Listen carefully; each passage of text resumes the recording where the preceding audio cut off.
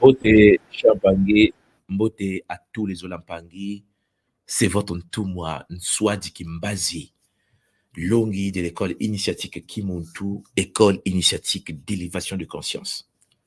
Mbote à vous tous et à vous toutes, c'est le bonheur. Matondo à tout le monde, Matondo à tous les Mpangi. Aujourd'hui est une journée exceptionnelle. Nous allons ensemble vivre un Kaboula avec joie. Champangui, j'espère que vous êtes au poste. Voilà Mpangui se connecter. Prenez le temps de pouvoir inviter les amis, liker pendant que vous rentrez, liker pour garder la stabilité de notre connexion. Je tenais à vous remercier parce que Champangui, ça fait du bien de constater que la famille Kimuntu ne cesse de s'agrandir. Avec bonheur toujours. Comme vous le savez, c'est chaud. c'est chaud. Ça fait du bien de voir comment il y a une prise de conscience multidimensionnelle. Le langage Kimuntu s'imprègne maintenant. Aujourd'hui, beaucoup de Mpangi parlent comme nous parlons nous dans le Kimuntu. Il y a des valeurs du Bumuntu qui s'installent au fur et à mesure. Comme vous le savez, ça nous a pris quand même 10 ans. 10 ans pour installer cela. Et nous n'avons pas encore même débuté le game parce que le continent nous attend, notre peuple sur le continent a besoin, Champangui, de la prise de conscience de notre tradition également. Alors, Champangui, likez, partagez, mettez dans vos réseaux, invitez les amis, postez partout, parce que nous allons parler d'un sujet d'une importance capitale. Nous allons parler de l'univers des Bakoulou. Alors, Champangui, c'est vrai qu'il y a longtemps que j'ai voulu faire ce Kaboula, mais le temps, c'est chaud parce que Champangui est très occupé. Comme vous le savez, on se prépare pour vivre une retraite initiatique et une retraite spirituelle. Ça demande de la concentration, ça demande de la discipline et ça fait toujours du bien de constater que Champangui, vous êtes au poste. Oui, Champangui. Alors, prenez soin de vous, prenez soin des enfants, prenez soin de vos maris, prenez soin de vos femmes. La priorité pour nous dans l'école Kimuntu, comme vous le savez, c'est la famille. C'est pour cela que toute l'école est orientée vers le longo, vers l'équilibre de notre vie sur cette planète. La famille est la base de tout.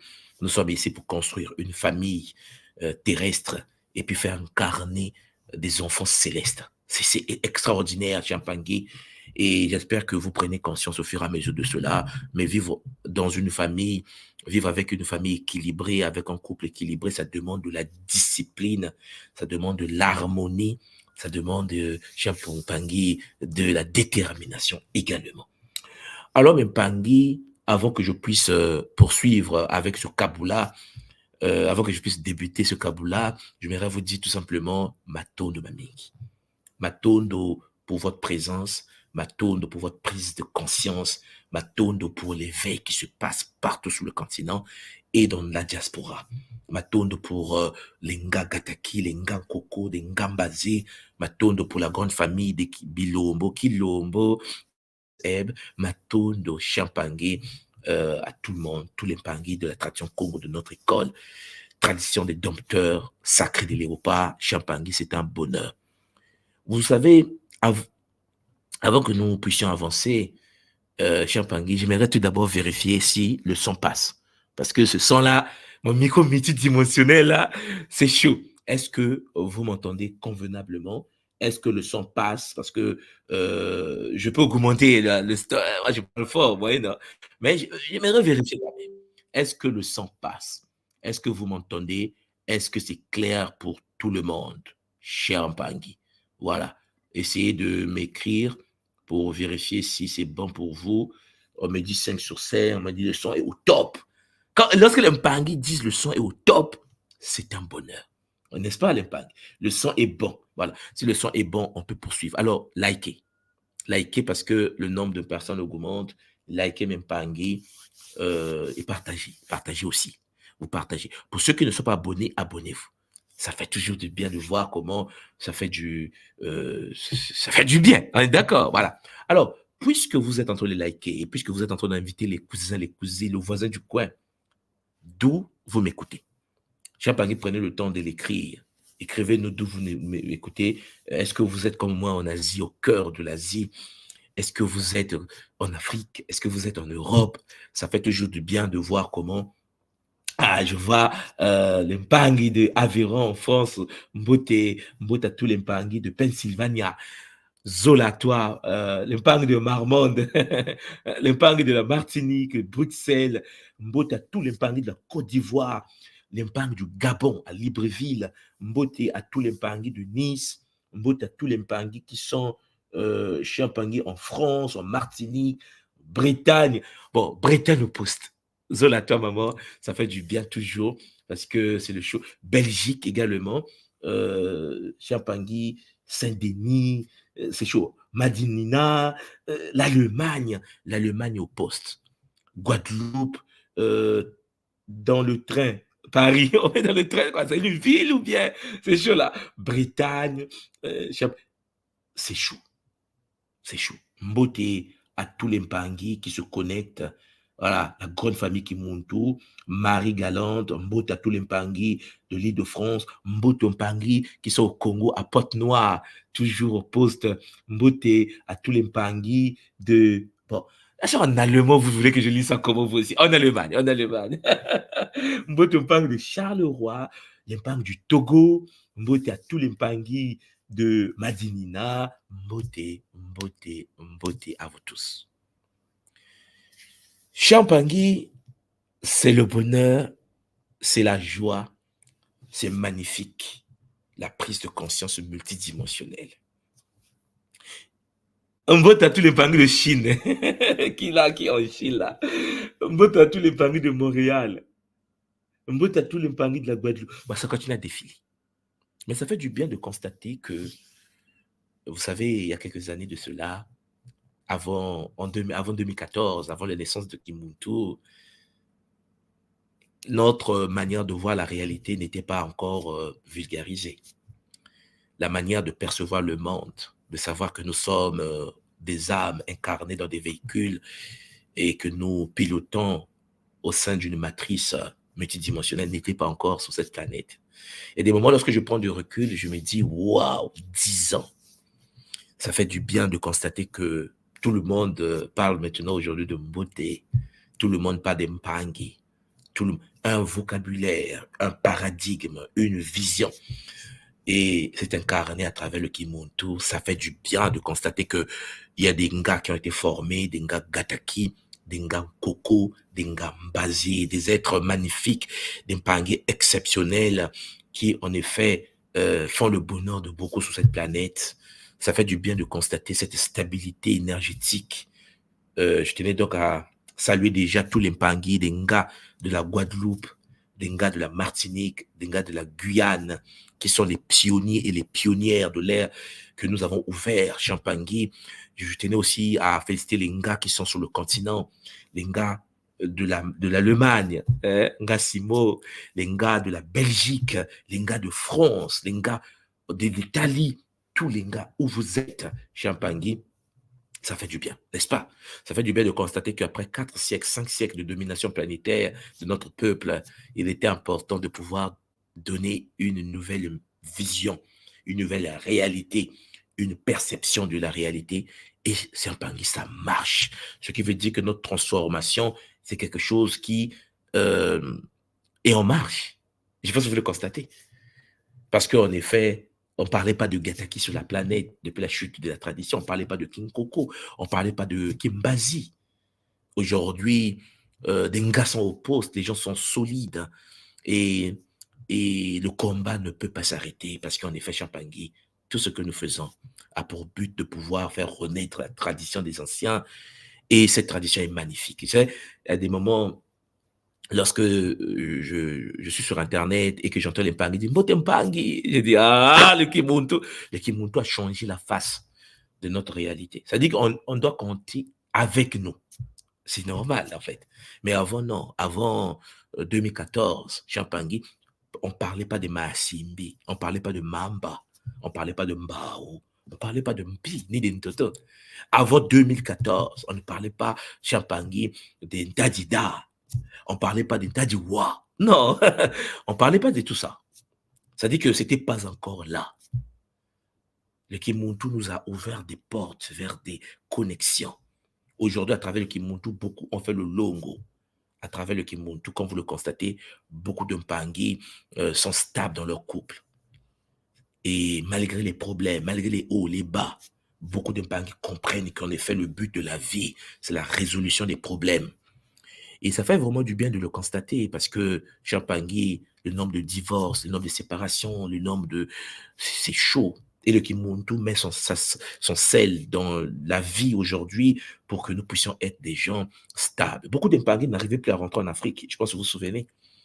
Parce qu'ils avaient peur de la sorcellerie, ils avaient peur, l'oncle, papa, maman, ah oui, si je rentre au pays, peut-être qu'on va me faire du mal. Le Kimuntu a supprimé dans nos programmes cette perception d'avoir peur. Pour beaucoup d'Mpangi aujourd'hui, ils rentrent en Afrique sans problème. Beaucoup arrivent sur le continent, ils arrivent au Congo, au Gabon, ils arrivent au Sénégal, ils arrivent au Cameroun, ils arrivent dans tous les pays où nous sommes pour aller voir leur famille sans pour autant craindre un sorcier parce que, comme on dit chez nous, ils ont été vaincus. Pourquoi? Parce que une nouvelle manière de fonctionner à travers notre école nous permet aujourd'hui d'être stables, de pouvoir orienter nos enfants, de pouvoir les protéger, de mettre des boucliers chez Mpangi. Ça fait du bien à un peuple qui a longtemps été décimé, détruit, violé, massacré. Un peuple, notre peuple, qui a été lancé, jeté dans les océans, bouffé par des requins. Chez Mpangi, un peuple qui a été décapité, coupé des bras, un peuple qui a été violé et encore un peuple comme ça, chez Mpangi, voir ce que nous sommes en train de faire à travers le Kimuntu, je pense que vous le constatez par vous-même, c'est un bonheur. Et moi, je suis fier de vous. Je suis fier de vous, Mpangi, vous qui tenez. Parce qu'en effet, on nous a imposé le christianisme, on a imposé l'islam, on nous a imposé des religions. Mais Mpangi, on arrive à faire le Nzietolo. On arrive à faire Mpangi, les RSK. Là, je tenais déjà à saluer les Mpangi de la Guadeloupe, la Martinique, la Guyane, parce que les RSK qui seront organisés, je pense que le 20 octobre de cette année, pour préparer ceux qui vont être à la RIC Allemagne. Et ceux qui ne seront peut-être pas là avec nous, sur la RIC Bretagne, ceux qui ne seront pas peut-être avec nous en Bretagne, Mpangi vont vivre des RSK sur leur territoire. J'ai vu déjà les flyers lancés par la Guadeloupe, l'information que j'ai reçue de la Guyane. Et puis, lorsque notre peuple est touché, comme le cas dans la Martinique, ce qui est intéressant, c'est que pour la première fois depuis la chute de nos civilisations, les gars de l'école qui montent se mettent en marche. Non, mais cher Mpangi, cher Nga, je tenais à vous remercier de tout mon cœur de ce que vous faites pour la communauté. Moi, je suis de passage. Nous sommes que des passages. On est que des mortels. Je vais passer. Mais lorsque je vois des Mpangi méditer pour la Martinique, envoyer de l'énergie pour soutenir les Mpangi qui sont au front, les gens qui luttent pour que notre peuple soit équilibré, tu te dis, mais c'est magnifique. Je me souviens lorsque la Nouvelle-Calédonie était en feu, les gars de l'école se sont mis en marche. Non, mais est-ce que vous vous rendez compte qu'avant, on ne pouvait pas faire ça pour les autres? On nous a créés pour être individualistes, égoïstes, dans notre coin. Mais depuis la naissance des Nga, nous sommes dans une phase magnifique où les Nga se mettent dans des postures où ça envoie de l'énergie. Lorsque un des Nga est malade, tous les Nga se mettent en marche pour envoyer l'énergie à l'autre, pour le booster. Mais qu'est-ce qu'on veut d'autre, Mpangi? C'est le bonheur multidimensionnel. Et ça fait du bien de voir comment nous nous comportons. Ça fait du bien de voir comment nous nous soutenons. Il y a notre Mpangi, je ne vais pas dire le nom, mais au niveau de la Guadeloupe, lorsqu'il s'est retrouvé à l'hôpital, les gars font des marches, les gars vont à l'hôpital, les gars méditent, les gars... On a même programmé qu'on devait l'opérer. Mpangi, vous connaissez la suite. Et même la médecine n'arrive pas à cerner ce qui se passe. Zola à vous, chers frères et sœurs. Matundu Mamingi à tous les gars, Gataki, Kinkoko, Kimbazi, qui jouent un rôle magnifique dans ce monde détruit. Et vous vous souvenez, en 2018, 2018-2019, on a parlé d'un nouveau programme que j'avais lancé, ESIC, Éducation solaire initiative Kimuntu. Vous vous souvenez de ça? Et je vous avais dit 2020-2025. Et On a parlé de ça, j'ai lancé une série de conférences pour vous préparer à traverser des turbulences multidimensionnelles. Et nous sommes en 2024, Champagne. Il y a des missiles de l'Iran qui tombent dans... Hein, vous comprenez? En fait, pour ceux qui sont dans le Kimuntu, vous savez, vous le savez, on en a parlé encore et encore. On se rapproche de 2025. Il faut qu'on déploie beaucoup de Zola, beaucoup d'amour pour notre humanité, pour la Terre, quelle que soit notre origine, quelle que soit la couleur de notre peau, quelle que soit notre classe sociale, pour que nous puissions faire avancer les choses. Mes chers Pangui, le Kimuntu nous demande de l'autodiscipline. Le Kimuntu, notre tradition Congo, notre école, nous demande de l'autodiscipline. Parce que c'est en se perfectionnant individuellement, Champagne, à travers le Kim-PEV, la spiritualité individuelle. Vous savez bien la perception que nous avons à l'école Kimuntu. Pour nous, Champagne, la spiritualité, ce n'est pas un problème collectif. La spiritualité est une pratique individuelle. Chacun vit une spiritualité propre par rapport à sa mission d'incarnation. Je vous le répète depuis 10 ans. Vous devez comprendre les enjeux. Il faut découvrir votre vraie nature. La spiritualité, c'est un problème de sang. C'est dans le sang qu'on pratique le Kim-PEV. On n'a pas une spiritualité de tout le monde. Ça n'existe pas. Il y a la spiritualité pratiquée par toi-même et toi. La relation entre toi et les êtres de la nature. La relation entre toi et l'eau. La conscience de l'eau. La relation entre toi et la conscience du feu. La relation entre toi et les êtres de l'air et de la terre. C'est intime. La spiritualité, le Kim-PEV, c'est un monde personnel où le monde se découvre en relation avec les minéraux, les végétaux, les animaux, les êtres supérieurs. Voilà pourquoi notre tradition, la tradition Congo n'est pas prosélytique. On ne convertit pas les gens parce qu'on ne peut pas convertir les gens dans une spiritualité où les gens sont en relation directe eux-mêmes avec la nature. Il faut que cette autodiscipline s'installe encore et encore. Il faut que vous compreniez cela. Pour ceux qui ne sont pas encore dans la tradition Congo de l'école Kimuntu, il faut que vous compreniez cela. L'éveil de l'être humain, c'est la relation de connexion sacrée entre le monde et le divin. Et non pas les autres, et non pas la communauté. Pour commencer, c'est d'abord soi. Tu dois découvrir l'impact de toi en tant qu'esprit dans la matière et comment tu interagis avec l'environnement autour de toi. Et donc, ça nous conduit vers une certaine forme d'autodiscipline, d'autonomie spirituelle. C'est clair que dans un monde où on nous a éduqués à toujours dépendre des autres, à être des vampires énergétiques, c'est très compliqué parfois ce que je dis depuis des années, où le but, c'est vraiment la connexion sacrée. Voilà pourquoi l'école porte le nom de Kimuntu. Le Kimuntu. Le Ki comme étant l'énergie qui permet la connexion des particules du Nza. Et le Muntu comme étant l'incarnation du divin de la matière. Le Kimuntu, c'est en fait le lien entre le Muntu et l'univers. Et le Nza est la source unique à travers le Ki. Le Kimuntu est le supramental, la connexion directe. C'est le nom de l'école. C'est-à-dire qu'en effet, vous devez comprendre cela. Et ça fait plaisir de constater que vous comprenez déjà cela parce que nous devenons de plus en plus nombreux. Nos enfants pratiquent la takia, la technique d'activation du kia. À côté de la spiritualité, le Kim-PEV, qui est une pratique qui doit être la découverte de soi par soi pour soi, à travers le lien entre le monde et l'environnement, la nature et les guides, ainsi de suite, nous avons ce qu'on appelle Champagne chez nous, le Kinzambi. Champagne, le Kinzambi, c'est autre chose. Ce que certains appellent la religion. Je vous ai déjà parlé de ça. La religion, pour nous, c'est un problème de famille. Il n'y a pas la religion africaine. Je sais que quand je dis ça, les gens s'énervent. Oui, mais tu as dit non.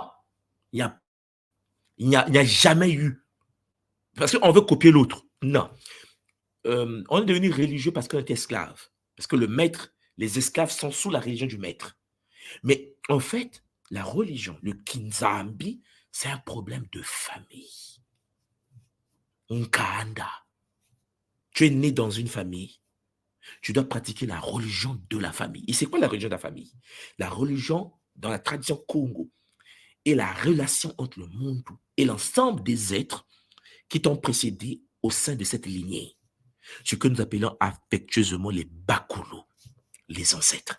Mais je vais en parler aujourd'hui avec vous, avec bonheur. Ce qui veut dire que nous pratiquons une religion que j'appelle à l'école Kimuntu les Kibakolo. Et j'ai dit, mais ça vient d'où? J'ai dit, c'est l'école Kimuntu. Le Kibakolo, la connexion sacrée à l'univers des ancêtres matiques, des êtres qui, avant nous, ont vécu le Kunaka, l'ascension. La religion chez nous, c'est familial. Voilà pourquoi on ne peut pas convertir quelqu'un. Parce que comment je vais te convertir dans la religion de mon ADN? Tu as aussi une lignée. Hein. J'ai aussi une lignée.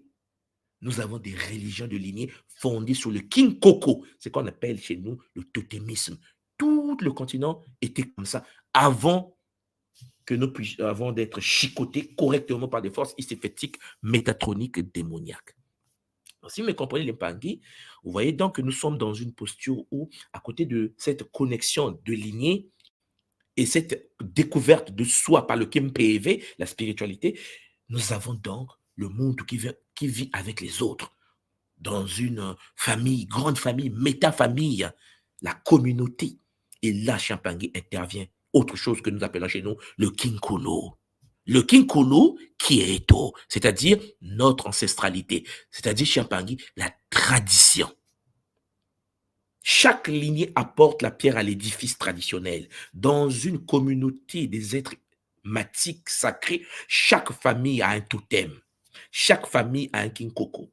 Et à travers la religion, le kinzambe de la lignée, Champangui, les Muntu, vit dans une société et apporte au sein de cette société la manifestation de sa divinité. Et là, Champangui, tout se passe au sein de cette communauté. C'est un congolo, c'est un cercle avec des rayons. Et le centre, Champangui, c'est le Mba, le feu du Nza. Et là, à partir de là, Champangui, les Congos ont créé Mbanza Congo. Mbanza Congo, la cité du feu au sein du Congolo. Le cercle sacré qui permettait la connexion des rayons. Chaque rayon, chaque famille se connectait à travers des ancêtres de cette famille. Et chaque être de cette lignée découvrait sa divinité à travers le Kempévé, sa relation avec l'environnement pour enrichir la lignée. Et chaque lignée en question était donc dans cette communauté qu'on appelle chez nous aujourd'hui en français tradition. D'où la tradition Congo. Tradition du cercle ultime, la connexion au Mba, au feu divin. Alors les Mpangui, vous comprenez donc à partir de là que les êtres, nos anciens, dans chaque famille, dans chaque lignée, nous ont légué des informations. Et ces informations circulent à travers notre patrimoine génétique, qu'on appelle aujourd'hui ADN, que nous avons tous et toutes. Tous et toutes. Au sein de notre patrimoine génétique, il y a de l'information, la mémoire transgénérationnelle. C'est le sujet de ce soir. Alors, mes parents, vous comprenez donc que lorsque un être humain, bébé, vient au monde dans une famille, c'est un esprit qui s'incarne dans la matière. Et cet esprit doit découvrir ce véhicule qui vient d'emprunter aux éléments. Et donc, le Kimpévé, la spiritualité, doit être sa voix. Mais c'est une connexion de soi avec la nature. Souvent, on se perd de vue lorsque les gens pensent que ma spiritualité, ta spiritualité, la spiritualité, la spiritualité. Ah oui, mais lui, il ne médite pas. Ah, lui, il n'est pas gentil. Lui, non. C'est un problème de découverte de soi-même, par soi-même, pour soi-même, au sein d'une lignée totémique, Champangui, au sein d'un Kanda. Et ce Kanda est dans la communauté qu'on appelle chez nous le Kinkulu, donc méta-communauté Bunu Diaba, Bantu. Et là, c'est quelque chose que vous devez cerner. Nous avons tous donc un patrimoine génétique qu'on a hérité. Sauf que, avant nous, il y a des gens qui ont vécu. Et ceux qui ont vécu avant nous ont fonctionné. Et ils ont téléchargé leurs expériences de vie dans leur patrimoine génétique, dans leur ADN. Et avant eux, il y a eu leurs ancêtres qui ont également vécu des expériences. Et toutes ces expériences en question ont été téléchargées dans leur ADN. C'est-à-dire, depuis l'origine de l'humanité jusqu'à toi qui m'écoutes ce soir, toutes les connaissances, toutes les informations, toutes les données, les mémoires alignées jusqu'à toi et en toi. Certaines informations sommeillent, ils sont en état latent, ils sont en sommeil. Certains ont été activés et c'est avec ça que tu fonctionnes. Ce qui veut dire que le Muntu est une résultante de l'ensemble des ancêtres, des comportements, des ajustements, des émotions, qui en effet vient au monde avec toi et tu vis avec sur la terre. Et tu te comportes face aux expériences par pilotage automatique. Et ce pilotage automatique, ton expérience de vie actuelle te donne une petite fenêtre qui te permet en effet de pouvoir ajouter à ce que tu es, ce que tu découvres en ce moment. Ce qui veut dire, Wadiafwa Yikadio, Champangui, cette parole sacrée qui nous dit ajoute à la tradition, ajoute à ta spiritualité, ajoute à ce que tu as, la sagesse de l'autre afin de t'enrichir. C'est un problème, Champangui, d'enrichissement d'abord de la lignée à travers l'information laissée par des ancêtres en toi que tu dois améliorer, perfectionner, purifier, nettoyer pour que tes enfants reçoivent l'héritage encore et eux, ils continuent à faire le boulot au fur et à mesure. C'est une chaîne, la blockchain, pour ceux qui connaissent un peu. La blockchain, Champangui. C'est une chaîne qui nous permet en effet d'être interconnectés sans pour autant parfois se rendre compte qu'on est interconnecté. La prise de conscience de ces réalités-là nous aide à vivre une vie stable dans la matière parce que si tu sais qui tu es et tu sais quels sont tes ancêtres et lesquels ont vécu à travers toi et lesquels vivent à travers toi et comment fonctionner avec eux, ça t'ouvre les portes. Ça t'ouvre les portes pour l'éveil de conscience. Ça t'ouvre les portes pour fonctionner au sein d'une ZAR.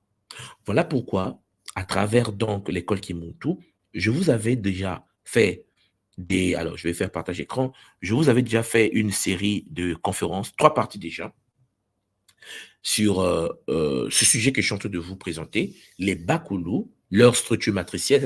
Il y en a 3 parties déjà en ligne. Et là, c'est la première partie que j'avais abordée avec vous, les Bakulu, qui sont-ils réellement? Parce que nous n'avons pas la même vision des ancêtres que beaucoup de gens sur cette planète.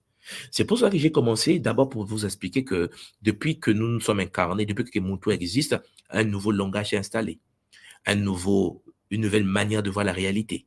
La perception de la réalité a changé. Et même là encore, même la vision que nous avons sur les ancêtres a changé. Et ça, j'aimerais que ça soit clair pour tout le monde. Pour tout le monde. Ce qui veut dire que, cher Pangui, lorsque vous cernez ce que je suis en train de vous dire, ça aide en fait. Ça nous aide à changer, ça nous aide à nous améliorer, ça nous aide à nous perfectionner. Encore et encore, parce qu'on comprend que c'est par les ancêtres que nous vivons. J'espère que c'est clair ce que je suis en train de vous dire, Limpangui. Alors, ce que je vais faire pour ceux qui n'ont pas encore écouté ce Kaboula, alors, vous pouvez avoir la possibilité d'aller chercher ce Kaboula. Je vais partager l'écran. Si vous partez sur Internet et que vous partez sur le site de l'école Kimuntu, kimuntu.com, que vous connaissez tous et toutes, vous avez la possibilité, à travers la webconférence ici, aller voir cette série de conférences. Il y en a 3. C'est d'une importance capitale. Voilà. Vous avez les 3 dernières conférences que vous voyez ici, là. Donc, vous avez celle-là, les Bakulu partie 1, qui sortit réellement. Les Bakulu partie 2, se libérer des malédictions et traumatismes transgénérationnels. Les Bakulu partie 3, la construction de l'hôtel à l'honneur de Bakulu. C'est une série de conférences qui vont vous aider à pouvoir avancer parce qu'en effet, il faut que je vous le dise, je pense peut-être que, bon, ceux qui ont écouté les Kabboulas le savent déjà. Parfois, certains problèmes qui minent votre existence à l'instant T0 aujourd'hui ne viennent pas de vous. Certains comportements dont vous faites preuve, vous manifestez, la jalousie, la haine, Champangui, dont vous faites preuve parfois, ne vient pas de vous. Une certaine forme d'acharnement, Champangui, l'harcèlement sur les autres, parfois ne vient pas de vous. Nous avons en nous des patrimoines, des informations que nous avons héritées de nos ancêtres, qui parfois guident notre vie sur la planète, qui guident notre existence. Et parfois, quand ils sont activés, il y a des gens que tu vois la première fois dans ta vie, tu es en colère contre la personne, tu n'as jamais vu la personne, tu dis, mais je ne comprends pas, c'est comme si je connais cette personne, mais je ne l'aime pas. Parfois, c'est une mémoire transgénérationnelle qui vient de s'activer en toi. Et ça t'empêche de pouvoir comprendre pourquoi tu ne l'aimes pas d'abord. Mais est-ce que tu le connais ou non? Mais il y a des gens aussi que tu as vus dans ta vie, pour la première fois que tu le vois, la première fois que tu le rencontres, cet être-là, tu l'aimes. Je dis, mais je l'aime bien, ce petit. Je l'aime bien, cette fille. Je l'aime bien. Mais en fait, je suis bien avec. Mais qu'est-ce qui se passe? Je ne le connais pas. Tout simplement parce qu'il y a des informations transgénérationnelles que nous avons en nous qui s'activent. Et puisque nous sommes des êtres, Champangui, détenant en nous des connaissances transgénérationnelles, des ancêtres gravés en nous, alors, même Pangui, ton ancêtre en toi peut reconnaître l'ancêtre dans le corps de l'autre. C'est-à-dire que parfois, lorsque tu te balades dans la vie, il y a l'ancêtre de l'autre qui est en lui, qui a connu ton ancêtre à toi. Et les deux ancêtres peuvent s'activer. Il y a même des gens qui sont tombés amoureux. Ah, je l'aime. Moi, la question que je pose souvent à travers les Kimundu, c'est de dire tout simplement, tu l'aimes. Ouais. Est-ce que c'est toi qui l'aimes ou bien c'est un de tes ancêtres qui le connaissait, qui en effet peut-être a eu des enfants avec ou qui a vécu avec? Parce qu'il y a des moments, il y a des choses qui nous dépassent. Il y a des informations, parfois tu tombes amoureux d'une personne ou que tu ne connais pas encore de comportement, mais pas, ça ne t'intéresse pas parce que tu as tiré comme un émo vers la personne alors que ce n'est pas toi en fait. Oui, c'est toi. Puisque tu es tes ancêtres, en fait. Mais c'est un ancêtre qui a déjà vécu l'expérience, qui, une fois en présence de la personne aimée, qui a vécu il y a 1000 ans, 2000 ans, 300 ans, se retrouve, en fait. Et les deux s'attirent. Et sauf que toi, tu penses être en amour avec la personne. C'est des choses qu'il faut gérer.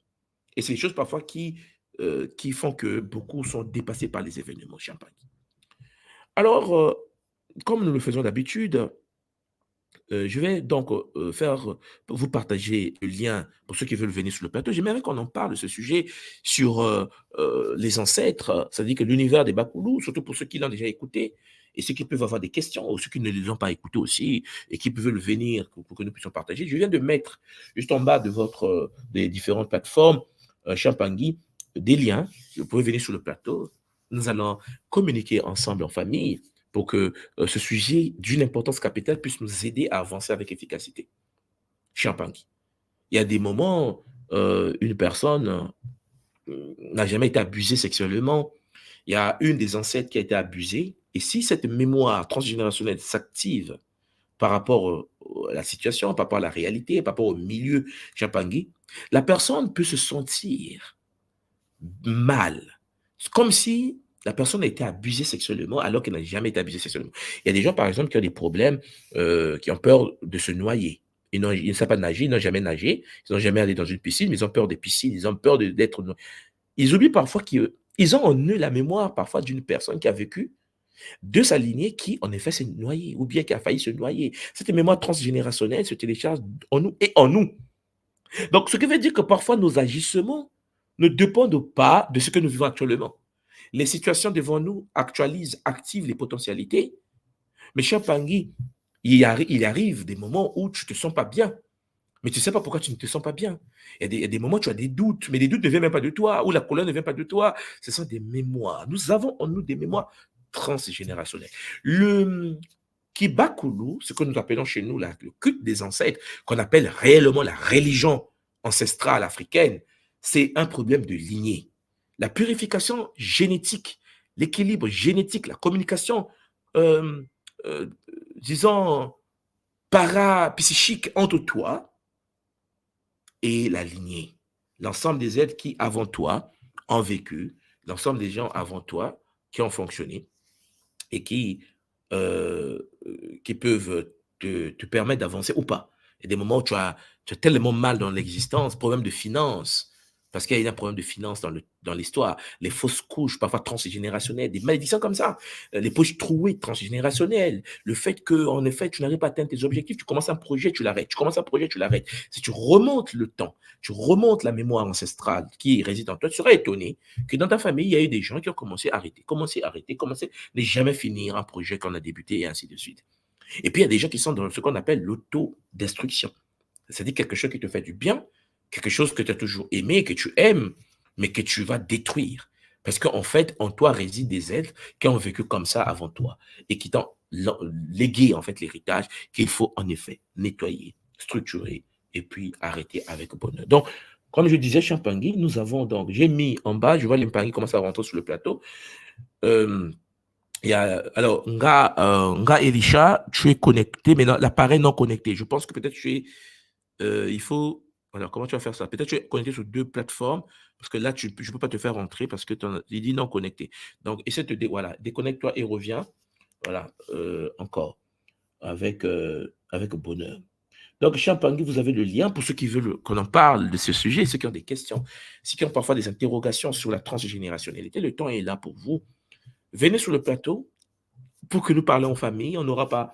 Euh, on ne va pas prendre trop de temps sur ce sujet parce que c'est un sujet que j'ai abordé, comme je vous l'ai montré, sur les trois thématiques et qui peuvent aussi vous aider à vous améliorer dans ce sens.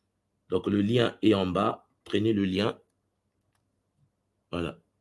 Prenez le lien pour ceux qui ont des questions et puis ou ceux qui veulent échanger et rejoignez-moi sur le plateau avec Zola pour que nous puissions avancer avec détermination. Alors, j'aimerais aussi préciser que peut-être que vous avez déjà entendu parler de cela. Il y a quelque temps, j'avais lancé une plateforme qu'on appelle de Swadicast, qui est un podcast un peu exceptionnel, je pense, où nous traitons de certains sujets liés aux ancêtres. C'est une plateforme spéciale Bakou. J'avais pris cette initiative pour permettre aux gens de mieux connaître l'univers des cimetières, l'univers des totems, l'univers des ancêtres. Parce que souvent, on en parle, mais il n'y a pas beaucoup de documentation. Les gens ne sont pas très cultivés là-dessus. Donc, j'avais pensé, il était important pour nous, à travers le Kimuntu, de pouvoir avoir cette plateforme. Alors, je vais vous le partager pendant que les Mpangi sont en train de se connecter. Voilà, lorsque vous arrivez voilà, sur Internet, vous avez le Swadicast. Voilà, vous avez le Swadicast, votre plateforme.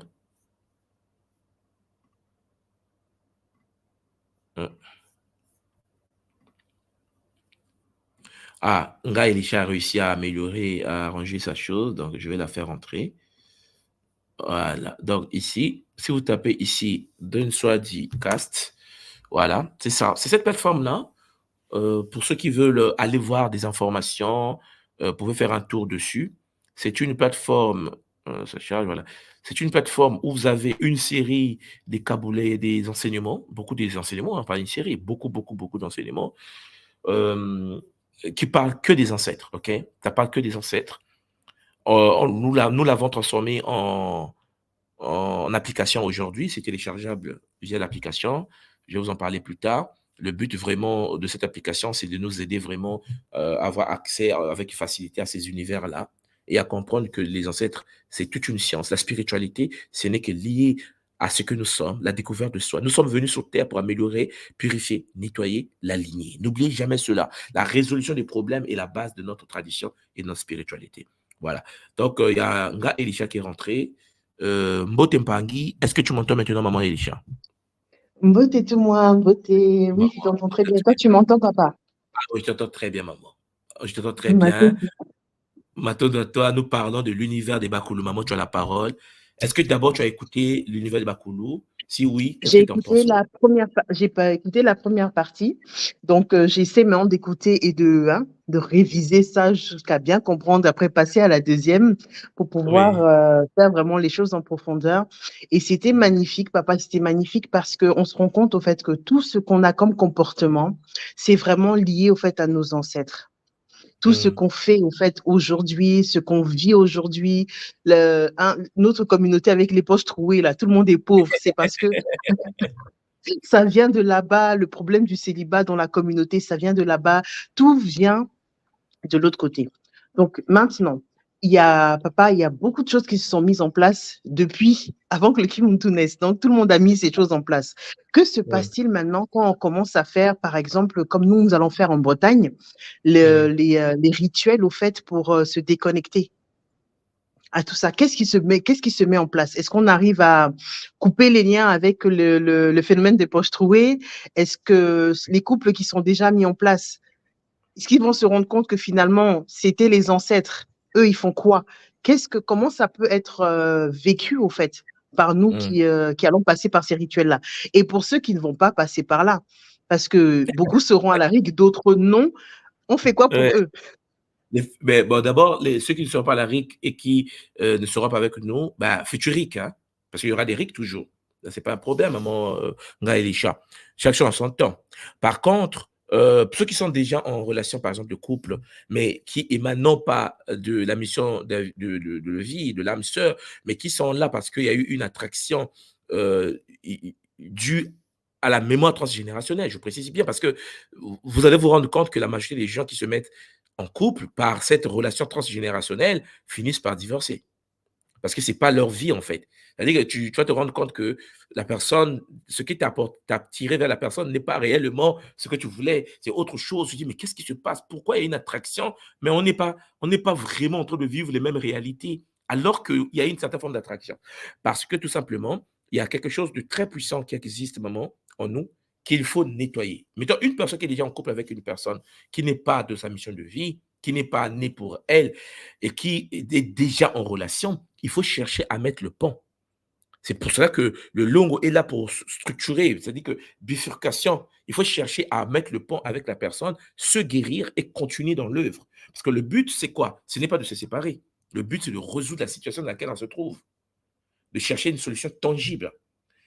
Et ça, c'est quelque chose que vous devez comprendre. C'est-à-dire qu'en effet, lorsque quelqu'un se nettoie au niveau couple, par exemple, et que cette personne est en harmonie avec la personne, mais une fois en harmonie avec la personne, on se rend bien compte que, mais en fait, il y a un vide, en fait. Mais qu'est-ce qui m'attire? Pourquoi je suis là? Souvent, les gens ont tendance à se séparer. Non. Le but, ce n'est pas de se séparer. Le but, c'est maintenant chercher comment fonctionner avec la personne en trouvant des concordances, des liaisons, des relations pour accomplir une mission de vie donnée au sein de notre réalité. Ça, c'est ça qui est intéressant. Donc, maman, effectivement, il y a eu des alliances de par le passé. Les gens ont fait des alliances. Les alliances vont être coupées. Mais les alliances vont être coupées pour libérer la personne pour que tu accomplisses ta mission incarnationnelle actuelle. Parce que souvent, on réalise des choses sur le terre et ce n'est pas nous qui faisons ça. Il y a des gens qui sont attirés par des choses, ce n'est pas eux, ce n'est pas leur mission, mais se sont attirés. Ils disent, mais ça j'aime, ça j'aime, ça j'aime. Lorsque tu découvres ce que tu es réellement, tu comprends que non, mais ce n'est pas moi en fait. Et c'est des goûts d'Empangui, les goûts des ancêtres, en moi, qui me poussent vers de tels états, qui me poussent vers de telles réalités, et ainsi de suite. Donc, oui, maman, il faut couper, nettoyer, épurer et trouver des solutions dans les situations dans lesquelles on se trouve déjà. Il ne faut pas se séparer de l'autre parce qu'on a découvert qu'en effet, on était attiré transgénérationnellement parce que n'oublie pas Anga Elisha, l'ancêtre dont on parle, ben, est en toi et c'est toi-même.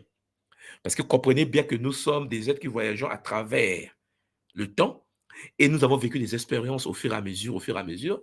Et aujourd'hui, toutes les expériences vécues, comme la matrice d'âme, se trouvent dans un corps. Donc, c'est la purification de soi, en fait.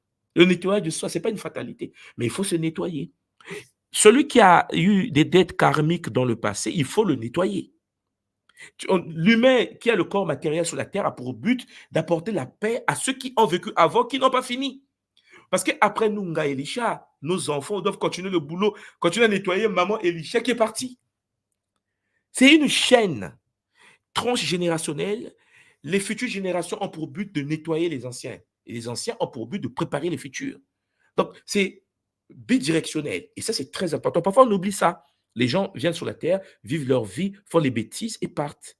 Mais ils oublient que pendant que tu es vécu, il y a une gamme de personnes qui te regardaient, qui se disaient, mais attends, elle est partie pour nettoyer, non? Elle est partie pour guérir. Nous sommes là, on attend. Ben non, elle a oublié ça. Et donc, elle arrive, elle vit sa petite vie matérielle. Mais sauf que, une fois hors du corps, les enfants qu'ils ont donné naissance sur la terre fonctionnent avec les mémoires de papa, les mémoires de maman. Combien de personnes tu connais, un gars, Elisha, qui va te dire, oui, en fait, je ne comprends pas, je me comporte comme ma mère a eu des problèmes, ma maman ne s'est pas mariée, la grand-mère ne s'est pas mariée, la grande arrière, arrière, arrière. En fait, tu es là, tu dis, mais c'est pas possible. Dans notre famille, les filles ont souvent fait des fausses couches. Dans notre famille, les mères se sont toujours divorcées. Il y a des gens comme ça, ils sont conscients de ça. Ils sont perdus, en fait. Ils se disent, mais comment je vais faire? Ben, c'est la purification transgénérationnelle. Il faut nettoyer la lignée. Il faut couper des cordes inutiles et avancer avec efficacité. Est-ce que tu m'entends, maman? Oui, totalement, papa, totalement. Et c'est un sujet même dont j'ai déjà parlé sur ma chaîne parce que nous-mêmes, on est dans les problèmes là. Nous-mêmes, on est dans les problèmes là. Donc, on cherche des solutions aussi pour les autres Bangui. Donc, Matondo, papa, en fait, pour tout le travail que tu fais parce que on en a énormément besoin. Vraiment énormément besoin. Et le côté aussi de la guérison, en fait, des Bakoulou comme ça. Qu'est-ce que ça peut nous apporter? Plus on guérit, au fait, les anciens qui sont Oui. déjà partis, hein, qui avaient certaines choses. Est-ce que pour nous aussi, bon, j'ai un peu la réponse, mais moi, je veux juste la confirmation. J'ai juste la confirmation comme ça que quand on les guérit, quand on va les aider comme ça, là où ils étaient, ce que ça peut nous apporter à nous, ici sur Terre. Mais non, mais le contrôle de ta vie sur la planète, sur la Terre. Parce qu'il y a des gens qui n'ont pas le contrôle de leur existence, pour commencer. Il y a des gens qui subissent leur vie.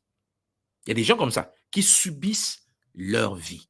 Et puis, il y a des gens qui, en se libérant des carcans informationnels négatifs transgénérationnels, tu prends le contrôle de l'existence. Tu peux gérer le game avec tes outils d'aujourd'hui en les enrichissant eux.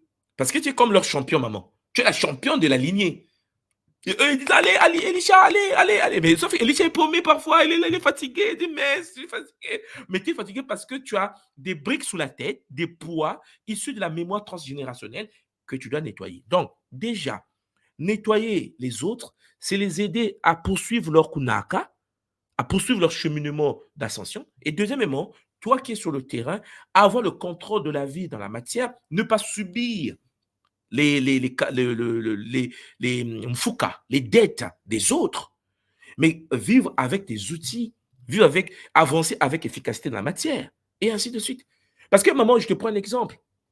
Il arrive que lorsque la personne n'est pas nettoyée, et cette personne est devant toi, et dit, ah oui, mais j'aime bien le gars Elisha. La personne, il t'aime bien. Et puis, à un moment donné, l'ancêtre s'active, en fait. Parce que ça s'active par rapport au milieu, par rapport au choc émotionnel, par rapport à... C'est compliqué. C'est ça, c'est des informations de mémoire. Donc, il s'active. Et là, la personne qui t'aimait bien va te voir. Non, mais en fait, j'aime pas Elisha, mais je la déteste, cette fille. C'est pas normal. Elle fait des choses, elle réussit dans sa vie. Je suis pas d'accord, machin, machin, machin. Et en effet, tu te dis, mais attends, mais c'est pas possible. Cette personne, je l'ai aidée. Cette personne, je l'ai accompagnée. Cette personne, je l'ai guidée. Mais qu'est-ce qui se passe? Activation d'une mémoire du passé. Qui, en effet, parfois est en conflit avec une ancêtre ou un ancêtre d'Elisha dans le corps d'Elisha, génétiquement dans la mémoire. Lui, il a pris le contrôle. Et il se rend compte qu'en fait, à l'époque, il y a 1000 ans, tu l'avais décapité, quoi. Mais la personne ne se rend même pas compte. La personne dort comme ça, il dort, il fait des rêves. Elisha, tu lui fais du mal. Toi, tu n'es même pas là-bas. Hein? Il te dit, ouais, mais je rêve, un gars, Elisha, c'est une sorcière. Non, alors que c'est l'ancêtre qui est en train de lui donner la mémoire, l'information. Je vais vous dire quelque chose. Vous savez, il y a des gens, par exemple, qui vont voir un médium. Pourquoi nous, à l'école Kimuntu, mais toi, mais tu sais, lorsqu'on fait le Kimbazi, c'est nos guides qui doivent communiquer avec le guide de l'autre. Parce qu'il arrive à un moment donné, lorsque l'humain travaille avec une personne et qu'il fait, par exemple, une régression, la personne fait une régression. Et la régression, le patient dit, oui, je vois ça, oui, je suis dans un village, il y a les guides, ah oui, je vois, il y a des enfants autour de moi. La personne peut avoir l'illusion de penser que c'est sa vie passée, hein, alors qu'il s'est branché à la mémoire transgénérationnelle d'un ancêtre. C'est pas lui. C'est-à-dire qu'en fait, tu t'es branché à le grand-père qui vivait au Congo, qui était escroc. Ah ouais, mais bon, je suis de voir, j'ai plusieurs femmes autour de moi, je suis de décapiter les gens, ah oui, j'ai trop fait du mal. Oh, oh. Non. Tu serais étonné parfois, c'est la mémoire d'un ancêtre qui a vécu avant toi, qui faisait des bêtises. Une fois en connexion, que ce soit par hypnose ou par régression, une fois par connexion à cette réalité, le danger, c'est que les gens d'aujourd'hui te disent, ah ouais, dans ta vie passée, tu étais un assassin, il faut faire attention, culpabilisation multidimensionnelle. Alors que maman Elisha, parfois c'est un ancêtre qui a besoin d'aide, qui est gravé dans ta mémoire, que tu dois épurer, nettoyer, purifier. Mais regarde, on va dire que c'est toi. Et puisque c'est toi, culpabilisation, j'ai fait trop de mal. Il faut que je... Après, ça devient quelque chose qui t'empêche d'avancer dans la spiritualité. Alors que si tu es conscient que nous avons des mémoires, et dans nos mémoires, il y a les mémoires de toutes les personnes qui ont existé avant nous, et qu'on doit avoir un contrôle sur notre mémoire, moi là, alors maman, tu peux nettoyer, purifier. Et une fois que tu les purifies, ton énergie ici se densifie. N'oublie pas ça. Je vous l'ai toujours dit, lorsque tu libères un ancêtre, que ce soit par la mémoire transgénérationnelle ou par le kiloufoua, l'ancêtre transmet, en fait c'est instantané, hein, les potentialités spirituelles de l'ancêtre descendent dans ton patrimoine génétique. C'est-à-dire ses capacités de voyance, ses capacités de clairvoyance, là, clairaudience. Il avait le don de massage. Tu te réveilles le matin, tu as un don de massage. Tu dis, mais attends, mais j'ai mis un don de massage. Moi, Élisée, quand je touche quelqu'un, la personne est guérie. L'ancêtre, ça dit que ces dons à lui viennent chez toi. Et c'est ça depuis des millénaires. Les gens qui savent cela, à travers le culte des ancêtres, savent cela. Mais ceux qui n'ont pas conscience, ils pensent que la spiritualité, c'est comme j'ai fait un Kabbalah, c'est du développement personnel. Alors que c'est transgénérationnel. Est-ce que tu me comprends, maman? Je comprends totalement, papa. Je comprends totalement Matondo pour ces Et tu restes explications-là. là avec nous, Elisha. Tu restes là. Bien sûr, bien sûr. Voilà. Oui, oui. Yampang espère qu'il est rentré. Alors, Yampang, n'ayez pas honte. N'ayez pas honte pour ceux qui veulent rentrer sur le plateau. Le lien est mis en bas. Venez sur le plateau. On va avancer avec bonheur. Papa Espoir, Mboté.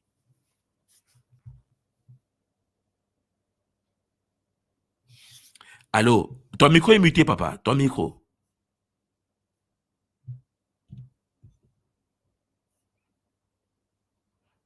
Alors, je pense que le micro de Papa Bon, ça Espoir est passe muté. pas. Allez, là, c'est bon. Là, c'est bon. Là, ça passe. Allô? Est-ce que tu m'entends?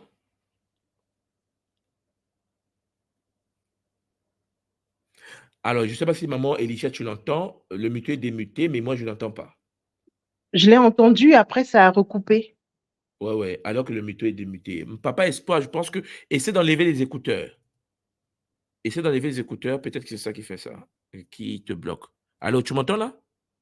Ah, problème de connexion. Donc, maman Elisha, tu as la parole, hein, puisque tu es là, on va en parler. Tes pangui ont peur de venir sur le plateau. Bon, écoute, maman Et Elisha. il y a des jours comme ça, il y a des jours comme ça, les panguis sont frileux, mais c'est pas grave. Nous, on en Non, profite, papa, on en profite. oui, maman. On en profite. Donc, papa, donc moi aussi, je voulais aussi une petite précision, papa, parce qu'on sait que tout ce qui est spirituel, quand on fait quelque chose de spirituel, dans la matière, quand même, il y a quand même des actions à mener. Il y aura Oui, quand même le côté matériel aussi. Donc, on va faire, par exemple, là, pendant la RIC, on va faire le soin, en fait, pour couper tous ces liens-là. Comment ça peut se voir en fait dans notre vie physique, à part les bienfaits, hein, à part les bienfaits, est-ce que sur Terre aussi, on va avoir en fait un petit travail à mettre quand même en place? Est-ce qu'il y a des choses à oui. faire, bon, à part le temple, par exemple, pour les Bakoulou, comme tu nous as Mhm. appris dans les Kaboulas, les conférences que tu nous as fait. À part ça, est-ce qu'il y aura des choses quand même qui vont être faites par nous? Comment on peut voir ça, en fait? Le Oui, côté oui, maman. matière. Effectivement, côté matière, c'est pour ça que, bon, c'est vrai que tu as écouté que la première partie de la série. Alors, tu vas voir que il y a la première partie que tu viens d'écouter et il y a la deuxième partie que j'ai faite où, dans le Kabbalah, vous découvrez en effet les chaînes, donc le karma, comme on dit, la dette transgénérationnelle. Comment on, dans la matière, dans la vie de tous les jours, comment on fonctionne pour briser les chaînes. Ça, c'est la partie 2 de cette série. Et puis, tu vois, la partie 3, je pense que tu l'as vu, la construction de l'hôtel. Et pourquoi l'hôtel? Et pourquoi on construit l'hôtel? Pourquoi dans toutes les maisons des personnes sérieuses, ils ont les hôtels de leurs ancêtres? Toutes les familles sérieuses de cette planète, je parle de planète, je ne parle même pas d'Afrique, ils ont des hôtels pour les ancêtres. Oui, dans la matière, maman, il y a des rituels qu'on fait, il y a des libations, il y a des techniques qu'on fait pour garder le lien avec les ancêtres. Et dans le 2 et le 3, tu verras, lorsque tu vas l'écouter, je mets les techniques dedans. Dans les audios là, hein, dans les webconférences là, il y a des techniques à l'intérieur pour rester physiquement en relation avec sa lignée. Par exemple, toutes les personnes qui ont écouté ces trois parties, ils ont commencé à construire ce qu'on appelle l'arbre généalogique de la famille. Parce que tu dois savoir, maman, tu viens de quelle lignée et pourquoi tu es là, mais quelle lignée, qui était avant toi? Remonter deux, trois, mais je l'explique en détail dans les Kabboulas, remonter à deux, trois, quatre générations et mettre le pont. Mais c'est des rituels en fait. Et ce rituel te permet en fait, dans la matière, de pouvoir faire certaines choses. Parce que, maman, il y a des ancêtres en nous qui sont parfois pas de l'autre côté, qui sont des errants, qui sont là dans la ville en train de se balader, mais il est ton ancêtre. C'est-à-dire que c'est comme si tu es sur la terre, tu as ton arrière-grand-père qui était mort, qui n'a pas eu accès à l'univers des morts et qui erre dans le monde ici et qui se balade de ville en ville, de pays en pays, de marché en marché. Et toi, en tant que sa descendance, tu as son patrimoine génétique en toi. Imagine un instant ce que ça fait où ton ADN n'est pas stable parce que l'énergie qui devait être de l'autre côté est ici. Et il y a beaucoup de Mpangi qui parfois se font posséder par leur propre lignée. C'est-à-dire que l'ancêtre, puisqu'il a l'accès, il a l'accès à ton patrimoine génétique, il a la possibilité de venir en toi, entrer dans ton champ et te posséder toi. Parce que c'est son corps. Tu as son ADN. C'est un esprit qui n'a pas eu accès au monde invisible. Et qu'est-ce qu'il fait? Ben, il rentre en toi. Et il y a beaucoup comme ça. Or, c'est interdit de faire ça. Ce n'est pas logique de fonctionner comme ça. Et donc, à partir de là, qu'est-ce qui se passe? Ce qui se passe, c'est que tu te retrouves possédé. Tu sais que tu es passé dans le corps. Tu sais qu'il y a une autre présence. Tu dis, mais ce n'est pas possible. Il y a des blocages dans ma vie. Je n'arrive pas. C'est comme s'il y a quelque chose d'autre en moi. Parfois, c'est tes propres lignées des ancêtres qui, en effet, ont trouvé un petit ou une petite qui ne sait pas comment se protéger, qui ne sait pas comment mettre des boucliers, mettre des pare-feux, les aider à traverser. Et ils rentrent dans ton champ. Et quand ils rentrent dans ton champ, maman, ils perturbent le fonctionnement matériel, carrément. Mais comprends bien, imagine un instant qu'une personne a des problèmes de finances transgénérationnelles. Parce que, Onga Elisha, le but de la vie, ce n'est pas d'avoir l'argent seulement. Le but de la vie, c'est savoir gérer l'argent. Parce que la gestion des finances, l'intelligence, le quotient, le QI financier, la manière de gérer l'argent n'a rien à voir avec avoir de l'argent. Une personne peut avoir de l'argent, je connais beaucoup dans la communauté, notre communauté, qui ont beaucoup d'argent, mais ils ont une vie désorganisée. Une vie où ils ne savent pas quoi faire avec leur argent et ils sont dans un malheur. Parfois, c'est des maladies. Dès que l'argent apparaît, les maladies apparaissent. Dès que l'argent apparaît, quelqu'un est mort. Dès que l'argent apparaît, il n'y a que des problèmes en fait. Et il découvre, après avoir fait certains rituels, qu'en fait, il est possédé. Par quoi? Non pas par un démon. Je ne suis pas en train de vous parler justement de la possession d'une entité astrale démoniaque, ainsi de suite. Il y a des êtres qui ne sont pas ceux dans leur tête, dans leur vie, parce que leurs propres esprits des ancêtres qui n'ont pas eu accès à l'univers des ancêtres, les esprits errants des milliers d'années, ont eu contrôle de son corps. Et les gens là, il faut les laisser passer. Gaëlisha, est-ce que tu me comprends, maman? Je comprends totalement, papa. Je comprends totalement, Matondo. Donc, je vois qu'il y a d'autres Pangui qui sont arrivés. Je vais juste poser Ok. la toute dernière Oui, question. dis-moi. Juste poser la toute dernière question en relation avec l'information que tu viens de donner par rapport à la possession. On sait que Oui. quand même des ancêtres comme ça ou même des entités nous possèdent, Mhm. on prend souvent leurs habitudes. Il y a certaines Oui. habitudes au fait qu'ils avaient, qui peuvent nous laisser. Donc, même Oui. après une dépossession, même après qu'on ait Oui. enlevé, on ait coupé certains liens, on sait que Mhm. les habitudes là peuvent rester quand même.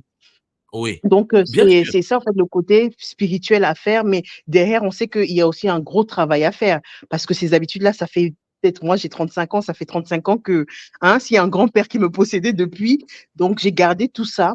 Mais tu Derrière, au comprends fait, bien? oui. Tu comprends Mhm. bien que le grand-père, pour lui, c'est pas vraiment mauvais ce qu'il fait, en fait. Tout En à fait, fait, tout à fait. le grand-père, pour lui, c'est un temple dont il a accès. Tu comprends? Parce qu'il ne peut pas rentrer dans l'ADN de n'importe qui. Il rentre dans là où il a accès. C'est son patrimoine, il a vécu dedans. Donc, ce qui veut dire qu'à partir de là, les comportements restent, les habitudes, parce que n'oublie pas que le cerveau s'adapte par rapport aux répétitions des choses. Comme on a fait avec, la méthode Mbu. C'est-à-dire que les gens, quand tu as des habitudes, des répétitions, ça se crée à l'intérieur de ton cerveau des nouveaux réseaux. Ça veut dire que lorsque tu te comportes d'une certaine manière encore et encore, tes neurones vont créer une nouvelle carte neuronale par rapport aux habitudes que tu es en train de... Or, tes habitudes là, ne viennent pas de toi. Ce sont parfois des pilotages automatiques, des manifestations instantanées. Mais maman, Elisha, il y a des gens qui se retrouvent avec une journée, dans une journée, ils ont parfois 2 heures de perte d'information. Il dit, mais attends, à 13 heures, j'étais où? Ça commence. Mais parce que l'autre prend le contrôle. Il y a des gens qui sont sur cette planète qui perdent des parts importantes de leur journée. Ils ne savent pas où ils étaient. Imagine que l'ancêtre dit que non, je vais aller sortir avec ce petit là-bas, le petit là me plaît, et qu'il va là-bas, il sort avec la petite en question. Pendant 1 heure là, ils ont fait les rapports sexuels, ils ont fini ça. Tu rentres chez toi. Ils rentrent chez toi, et là, tu reprends le contrôle. Et là, tu dis, mais c'est pas possible. Mais qu'est-ce qui s'est passé? Qu'est-ce qui s'est passé? Qu'est-ce qui s'est passé? C'est pour cela que vous devez bien comprendre ce qui se passe. Vous savez, la science nous dit aujourd'hui que ouais, est-ce que tu es en danger, l'adrénaline monte, une maman peut soulever une voiture pour sauver la vie de sa fille. Dans la tradition africaine Congo, c'est pas comme ça que nous on explique ces réalités-là. Dans notre tradition à nous, maman, à un moment donné, Nga Elisha, tu es en danger, un vrai danger. Il y a un ancêtre transgénérationnel qui prend le contrôle. Un guerrier de malade qui a combattu avec les Kandas du Soudan. Elle prend le contrôle et saute un bâtiment de 2 niveaux. Le problème, c'est que pour les gens qui ne croient pas à la transmission informationnelle ancestrale, ils vont dire oui, mais en fait, c'est l'adrénaline. Mais nous qui savons, on dit quel est l'ancêtre qui a pris le contrôle? C'est comme des programmes que tu fais appel. Imagine que dans ta lignée, tu as eu des bons mathématiciens, maman Elisha, des grands initiés, mathématiciens. Tu arrives à l'examen, tu appelles l'ancêtre mathématicien. Et ça vous explique le fait qu'il y a des enfants qui viennent sur la Terre. Ton enfant, il est là, il a 8 ans, il est soi-disant surdoué en mathématiques. Tu te dis, mais non, mon petit de 4 ans, il fait les mathématiques de terminale. On dit, ouais, mais il est surdoué. Le phénomène de la douance est expliqué dans la tradition Congo comme étant les anciens mémoires transgénérationnelles. C'est-à-dire que tu vois, c'est un enfant, ton enfant. Mais dans l'enfant, il y a des mémoires. Quelle est la mémoire qui s'est activée? La mémoire d'un médecin. L'enfant a des aptitudes des médecins, il est très jeune. Tu veux être un médecin. Il rêve des corps, il rêve des cœurs, il rêve. Parce qu'il a fait ça déjà. Qui? La mémoire transgénérationnelle. Le but, ce n'est pas de couper les liens avec tous les ancêtres. Le but, c'est d'avoir le contrôle. Le but, c'est de sélectionner qui va s'activer et qui ne va pas s'activer. Ce sont tes mémoires, ce sont tes ancêtres. Ils travaillent à travers toi parce qu'ils t'ont légué des informations. Il faut savoir qui est Bonji, qui n'est pas Bonji. Voilà. Il y a des moments, maman Elisha, le jeune est gentil, il a grandi avec sa maman, et son papa, il est très cadré, tout ça, tout ça. Et puis, il a 18 ans. Et puis, qu'est-ce qui se passe? La mémoire s'active. Une des mémoires s'active. Il devient c'est-à-dire que tu vas dire, le petit, là, il était le plus poli du quartier. Il devient alcoolique, bastonneuse de sa femme. En fait, même toi, tu dis, mais comment il tape sa femme? Mais qu'est-ce qui s'est passé? Qu'est-ce qu'on a raté? Vous n'avez rien raté. La mémoire s'est activée. Une mémoire, parfois d'un tueur. Tu ne connais pas l'ensemble des ancêtres qu'on a en nous. Mais il faut avoir le contrôle. D'où ce que nous faisons. Le problème, c'est quoi? C'est que les gens, au lieu de s'occuper de ça, qu'est-ce qu'ils s'occupent? Ils s'occupent si Elisha a médité ou pas. C'est ça le dilemme que nous avons aujourd'hui. Parce que, Nga Elisha, tu peux être chez toi, il y a un des ancêtres qui s'active, et l'ancêtre en question aimait faire l'amour. Toi, tu es calme chez toi, en pleine méditation, tu dis, mais qu'est-ce qui m'arrive? Il y a des pulsions qui arrivent. Tu as des envies que tu ne contrôles pas, mais des envies bizarres. Tu dis, mais non, hey, calme-toi là. tu dis, mais qu'est-ce qui m'arrive? Le but, c'est de savoir comment on gère lorsque c'est comme ça. Quand l'ancêtre s'active comme ça, comment je gère? C'est ça la vie. La vie, ce n'est pas penser que non, nous sommes des mémoires. Tout le monde sait ça qu'on a hérité l'ADN, maman, tu connais, tout le monde sait. Tout le monde sait que nous, on a des chromosomes de papa et de maman, mais nous savons que l'ADN, c'est l'information. Tout le monde sait que nous avons hérité. Eh, maman, il y a même des gens, lorsqu'ils parlent, on dit, ah, il parle comme son grand-père. Lorsqu'ils parlent, je sais pas si lorsqu'il y a des gens, même quand ils dansent, ah, ils dansent comme sa grand-mère. Mais c'est de la mémoire. C'est de la mémoire transgénérationnelle.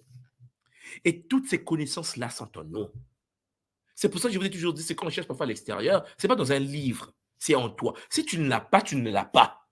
Il faut commencer à télécharger maintenant, si tu ne l'as pas. Mais si tu l'as, active seulement. Ce sont des mémoires, mais toutes les mémoires ne sont pas bonnes.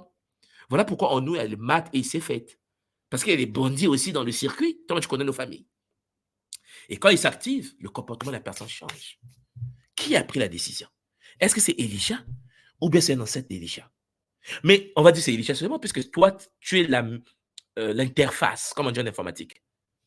Quand tu es l'interface, on va taper la pièce sur Elisha. Mais on ne sait pas avec quoi Elisha se bat, en fait. On ne sait pas qu'il y a un ancêtre très bizarre qu'il faut qu'elle évacue. Mais ce n'est pas une possession au sens où un démon seulement te rentre. Oui, il y a des entités qui entrent. Mais la première des possessions était l'autopossession. C'est-à-dire que ta propre lignée, les esprits, les entités de ta propre lignée, les ancêtres de ta propre lignée, qui détruisent la lignée. Parce qu'ils n'ont pas le choix, parce qu'on ne les fait pas traverser, parce qu'ils sont errants. Ils rentrent dans nous. Et Elisha a un enfant, mais n'oublie pas que le patrimoine de ton enfant possède l'ancêtre en question. Donc, si c'est toi, il n'arrive pas à rentrer, il va chercher à rentrer dans ta descendance. Est-ce que je suis clair, maman Elisha? Ah, papa, tu es totalement clair. Mais comment on va couper les liens là, papa? Parce que tu as vraiment la dernière question. Pardon, les Pangui, pardon seulement. Non, Pour non, les vas-y, maman. enfants, par exemple. Oui. D'accord. Pour les enfants là, ma fille, c'est un bébé encore pour l'instant. Donc, comme moi, je coupe les liens comme ça coupe aussi sur elle. Mais comme tu disais la dernière fois, elle a un père. Elle a un père quand même, donc c'est ça. On fait comment? Parce que moi, en fait, mes ancêtres, bon, on va les pousser. Donc maintenant, il faudra que je lead avec les ancêtres de son père. Non, il faut lui donner un nouveau père. Alors, je vais vous expliquer quelque chose. Ce que je vais dire là, ça va peut-être choquer certaines personnes. Écoutez-moi bien, l'impact. Lorsque tu es en couple avec un homme et que vous avez des enfants, l'enfant qui vient au monde dispose du patrimoine génétique de la femme et de l'homme. On est tous d'accord. Nos lignées là, les deux lignées sont interconnectées dans l'enfant. Ça, nous tous, nous savons ça. OK? Et il y a eu divorce, il y a eu séparation. Une fois séparé, nous savons bien que l'enfant, soit il vit avec son père ou sa mère. Bon. Imaginez que comme maman Elisha vient de dire, l'enfant vit avec sa mère et que ça passe pas bien entre papa et l'ex. Il devient l'ex. Il y a quelque chose. Lorsque tu te nettoies et que tu coupes des liens et que tu te purifies, ce que tu fais sur toi a des répercussions dans ta partie à toi dans les enfants. Parce que ta partie à toi est dans ton enfant. La partie de ton mari aussi, l'ex, est dans l'enfant. Comment les anciens Congolais ont résolu cela? Par le longo. Alors, je m'explique. Il faut, donner à l'enfant un nouveau papa. C'est-à-dire que lorsque tu as la possibilité d'avoir un nouveau homme dans ta vie, lorsque tu as cet homme-là dans ta vie, Il y a un rituel ancien Congo que je pratique à l'école Kimuntu, un certain Pangui. Le rituel consiste à télécharger le patrimoine génétique du nouveau papa dans l'ADN de l'enfant, qui n'est pas son enfant biologique. Hein. Pour nous, ça ne veut rien dire. C'est-à-dire qu'il faut que je vous explique que l'enfant biologique, pour nous, ça ne veut rien dire. Le nouveau papa devient son père, mais au niveau génétique. Ça veut dire que c'est comme une superposition de couches comme ça. L'ancien papa, son ADN est présent, mais bloqué dans une caisse noire. C'est l'ADN du nouveau papa qui a le patrimoine de protection. Ça veut dire que le nouveau papa peut mal parler à l'enfant. Vous savez, ah oui, on va voir, l'enfant va tomber malade, il faut que je la torture parce que si je torture l'enfant, maman va souffrir parce qu'il veut faire du mal à son ex. Il s'avère que lorsque tu fais de tels rituels, l'ancien papa, alors le papa biologique, n'a plus accès au patrimoine génétique de l'enfant. Ce qui veut dire que le nouveau papa devient celui qui dit non. Protection ultime. Alors, il y a quelque chose que vous devez comprendre. Dans cette technique, ce qui est important, c'est que le nouveau papa ne peut pas attaquer l'enfant. Il n'a que le rôle de protecteur de l'enfant. Il y a une protection sacrée. Mais c'est magnifique. Les traditionnalistes, non, au Bénin, au Togo, les gens avaient résolu l'équation depuis longtemps, depuis des siècles. Ça veut dire que le nouveau papa, il ne peut pas toucher l'enfant. Ça veut dire que lui, il ne peut pas dire, oui, l'enfant là, puisque je suis le nouveau papa et que j'ai fait le rituel de téléchargement informationnel, je peux lui faire du mal. Et c'est une impossibilité. C'est pas ça. Il n'a pas le droit et la possibilité d'entrer dans le patrimoine génétique, puisque en effet, ce n'est pas son père biologique, mais c'était un père de protection, le nouveau père de l'enfant. Ce qui veut dire que même quand l'enfant dort, l'enfant commence à rêver des rêves avec le nouveau papa. Ça veut dire que ça transmute l'ADN de l'enfant et le papa a le pouvoir de la bénédiction sur l'enfant et non pas de la malédiction, parce qu'il n'y a que celui qui est génétiquement son père biologique qui pouvait attaquer génétiquement, mais il ne peut pas. Pourquoi? Mais parce qu'on a bloqué son ADN. C'est un problème que de l'énergie génétique. Donc, maman Elisha, c'est des choses que nous devons, la communauté, les gens doivent comprendre cela. Qu'à un moment donné, lorsque tu es avec un homme et que ça se sépare, souvent les gens, surtout dans notre communauté, vont vouloir te faire du mal en passant par l'enfant. L'enfant, la fièvre le matin, la fièvre à midi. Et à un moment donné, il faut bloquer cela. Maintenant, écoutez-moi bien. Si et seulement si tu n'as pas un nouveau copain, tu ne vas pas laisser ton enfant en exposition. Alors, nous avons un rituel qui permet de brancher l'enfant à celle que nous appelons, nous, affectueusement, Mangou. Celle que les gens appellent la déesse Isis. C'est-à-dire qu'en effet, tu la branches à Ngou. Ngou devient père et mère de l'enfant. Donc, et que ce soit toi-même, que ce soit ton mari, tu débranches le lien génétique pour que ta lignée n'a pas accès, la lignée de l'homme n'a pas accès, l'enfant reste branché à la lignée de Ngou. Ce qui veut dire, il n'y a que Ngou qui gère.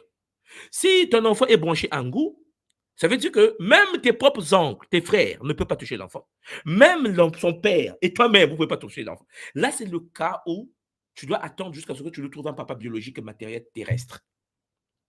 Les anciens avaient installé ça depuis des siècles. Et ces rituels existent. Ces Mais rituels papa, c'est existent. magnifique, c'est magnifique. Bon, pardon, on fait comment? On fait comment pour Oh, brancher d'abord l'enfant? mais on va en parler en détail pendant la RIC, maman ne t'en fait pas, puisque on, est là, on va aller là-bas pour ça. Hein? Zola, toi, Ma maman. chérie, Zola, Je vais papa. Mais tu restes là quand même. Je sais que tu as d'autres questions. Reste avec nous. On va avancer avec les Mpangi. Je te redonne la parole. Panindemba Mbote. Et le micro. Alors, est-ce que vous m'entendez? Oui, je t'entends très bien, Panindemba. Comment tu vas, papa? Parfait, parfait. Beauté, beauté Ntouma, soit dit. Mbote, Beauté à papa. tous. Mbote, Panindemba. On t'écoute, papa. Euh, alors, c'est la première fois que je rentre dans le plateau. Ça fait un moment que je suis l'école, les enseignements et tout, et je tenais quand même à te remercier, soit dit, pour tous ces partages. Attends, Et papa. surtout pour la constance aussi. C'est pas évident, je comprends un petit peu, parce que je vois un petit peu ce qui se passe actuellement dans l'école. Et malgré tout cela, je vois que tu fais preuve de constance, et ça, c'est vraiment inspirant. Voilà, je tenais vraiment à te remercier pour ça. Et voilà, en fait, sans plus tarder, j'avais en fait deux interrogations et je voulais vraiment ton avis là-dessus. La première, c'est par rapport aux dettes karmiques. Alors, moi, ce que j'ai compris, en fait, il faut nettoyer, on va dire, il suffit de nettoyer à travers des rituels pour pouvoir vraiment se débarrasser, en quelque sorte, de toutes les dettes karmiques qui peuvent un peu nous freiner au niveau de notre vie. En même temps, je me dis, Si on est ici, en fait, si on est dans cette réalité, c'est que forcément, on est un petit peu endetté. C'est pour ça qu'on est là. On est là, en fait, quelque part pour payer les dettes que nous avons accumulées dans le passé. Donc, est-ce que malgré le fait de faire des rituels et d'enlever les dettes, ça va enlever toutes les dettes que nous avons? Ou bien est-ce qu'on doit forcément, même si on fait des rituels, est-ce qu'on doit forcément vivre quand même ce qu'on doit vivre pour payer toutes ces dettes-là? Parce que comme c'est une dette, il faut absolument les rendre, en fait. OK. Première question, après je te donne, parce que y a deux questions que tu as dit. Donc, traitons d'abord la première, celle-là. Alors, il faut bien comprendre une chose très importante, Papa Ndemba, c'est que lorsqu'on vient sur la Terre, on vient avec le patrimoine énergétique de nos parents. Comme tu sais, maman et papa. Mais sauf que tu n'es pas venu par hasard dans cette compatibilité. Tu es venu par compatibilité énergétique par rapport à tes propres dettes à toi. Parce que n'oublie pas que tu t'es incarné dans le corps formé dans le ventre de maman par le spermatozoïde de papa, parce que tu es compatible à ça. Voilà, première chose. Donc, quand je parle des ancêtres de la lignée et ainsi de suite, je parle également de cette connexion de compatibilité énergétique ancestrale, mais de tes propres compatibilités aussi. Donc, tu viens par compatibilité, première chose. La deuxième chose que tu dois comprendre, qu'une fois que tu viens sur Terre, par compatibilité, au sein de maman, par compatibilité, parce que tu as vécu des vies, tu te balades de corps en corps. Ce qui veut dire qu'il y a une dette. C'est pour ça qu'on est là, comme tu viens de le dire. Mais sauf que les dettes là, ça ne se fasse pas seulement par rituel. Ce n'est pas parce que tu as fait un rituel que la dette va s'écraser. Pas du tout. C'est pas comme ça.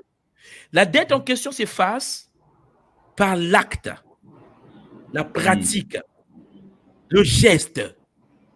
C'est-à-dire qu'en fait, qu'est-ce qui se passe? C'est qu'une fois que tu es arrivé sur la terre, les ancêtres ne disent pas, va te cacher dans un temple, médite, le karma va partir. Ça, ce n'est pas notre tradition.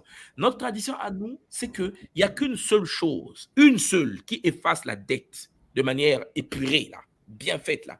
C'est la possibilité de reconnaître que tout ce que tu as autour de toi, même les gens qui t'attaquent, même les gens qui ne t'aiment pas, ont en eux la divinité. C'est les manifestations de la source. Et donc, à partir de là, tu dois apporter ta pierre à l'édifice. Tu dois agir pour transformer ton milieu. Tu dois être acteur de la vie dans la matière, en apportant le sourire, en apportant la paix. C'est-à-dire que celui qui est dans le zola, comme on dit chez nous, celui qui apporte la paix, l'allégresse, la joie dans son milieu, purifie de manière exponentielle ses dettes ancestrales, de la lignée paternelle et de la lignée maternelle. C'est l'acte qui transforme. Maintenant, pour que l'acte soit de manière puissante, on fait rentrer le rituel. C'est pour cela que, je vous l'ai dit au début, je ne sais pas si tu as suivi. D'abord, il faut comprendre que nous sommes des êtres spirituels. Et pour nous, la spiritualité, ce n'est pas communautaire. La spiritualité, c'est un travail de Ndemba sur lui-même pour que l'esprit découvre quelles sont tes dettes, comment résoudre ce problème. Parce qu'en effet, le protocole de résolution des problèmes de chacun est en chacun. Je répète, le protocole de résolution des problèmes de chacun est en chacun. On est venu sur la terre avec les problèmes et la solution. Mais pour que tu puisses accéder à la solution, tu dois savoir comment tu fonctionnes. Qui es-tu et comment tu fonctionnes. Sauf que souvent, on perd de vue cette partie de l'histoire. On va chercher que quelqu'un d'autre puisse nous purifier, quelqu'un d'autre puisse nous nettoyer. Non, il faut que tu découvres qui tu es. La deuxième chose très importante, c'est qu'une fois que l'esprit, la spiritualité, ça dit que Ndemba dans la découverte de lui-même pour découvrir sa spiritualité. Parce que c'est un problème de Ndemba, de la matière et les dettes qu'il a. Lui et la transgénérationnalité de lui-même. Parce qu'on n'a pas tous les mêmes dettes. Alors tu rentres dans l'action, papa. C'est l'action qui transforme le milieu. L'action, c'est quoi? C'est le fait de pouvoir apporter la paix dans ton milieu d'incarnation. Au fur et à mesure que les gens autour de toi augmentent ton taux de vibration, toi, tu montes plus vite encore. Au fur et à mesure que les gens montent autour de toi, les gens deviennent heureux autour de toi parce que tu agis d'une certaine manière autour de la matière. Alors ton taux de vibration augmente également. C'est en transformant le milieu que la purification se passe de manière puissante. Et ça se passe ça se passe dans la communauté. Voilà pourquoi je vous ai parlé tout à l'heure que la religion, Papa Ndemba, pour nous, dans l'attention qui monte tout, la religion, qu'est-ce que c'est? C'est la connexion transgénérationnelle dans la famille. Tu vois, c'est-à-dire qu'en fait, il y a des gens qui vont s'occuper de la vie de quelqu'un d'autre alors qu'il ne parle pas avec son père et sa mère et ses frères. Ouais. C'est de l'abomination. En fait, je dis ça, je dis, mais est-ce que vous vous rendez compte de ce que nous sommes devenus? C'est-à-dire qu'en vrai, je vais sauver l'Afrique. Il ne cause pas avec son père, papa. Avec son frère, là, il ne se parle pas. Avec sa soeur, ça ne passe pas. Mais il veut sauver l'Afrique. Hein. C'est de l'ego inutile. C'est des... Comment je te dire ça? C'est inutile, en fait. C'est de l'ego. Comment veux-tu être capable d'aider ceux qui ne sont pas de ta lignée, ni qui ne t'aiment même pas et qui ne vont pas t'aimer? Parce que... Mais tu n'arrives pas à gérer ta propre lignée incarnationnelle. Et Demba est un ingénieur, Demba c'est un homme d'affaires, Demba c'est un penseur, il écrit des bouquins, il gagne de l'argent, il transforme la famille. Les gens de la famille, c'est ton ADN, papa. À chaque fois que tu aides un cousin, une cousine, une soeur, de ta famille, c'est ton ADN que tu as de pureté comme ça aussi. Ouais. Tu comprends? C'est ton ADN, parce que si la sœur de Demba, imagine, ensuite, bon, je prends quelqu'un d'autre. Si quelqu'un d'autre, par exemple, a une sœur, et cette sœur s'est fait abuser, parce qu'il est parti étudier, je ne sais pas, dans un pays, je ne sais pas quoi, en Turquie, et qu'on le tape là-bas, c'est l'ADN de Demba qui se fait taper correctement. C'est un problème de lien. C'est un problème de connexion. Maintenant, toi, tu es né dans une famille, mais ta famille est dans une communauté. Et cette communauté-là aura des bienfaits de Ndemba tant que ta famille est polie, respectée, posée, structurée. La communauté en profite. On va dire, oh, la lignée de Ndemba, ah non, mais j'aime cette famille, mais ils sont bien posés, tu vois. C'est des gens qui apportent quelque chose à l'édifice, ils apportent l'aide à la communauté. Vous devenez une référence. Mais là, nous, on ne fait pas ça. Nous, ce qu'on fait aujourd'hui, c'est quoi? C'est se mettre dans une position d'harcèlement, attaquer les autres, nuire aux autres, vouloir libérer les autres, changer les vies des autres. Et nous-mêmes, on ne s'en occupe pas, en fait. D'où les dégâts que tu vois autour de nous. Ouais.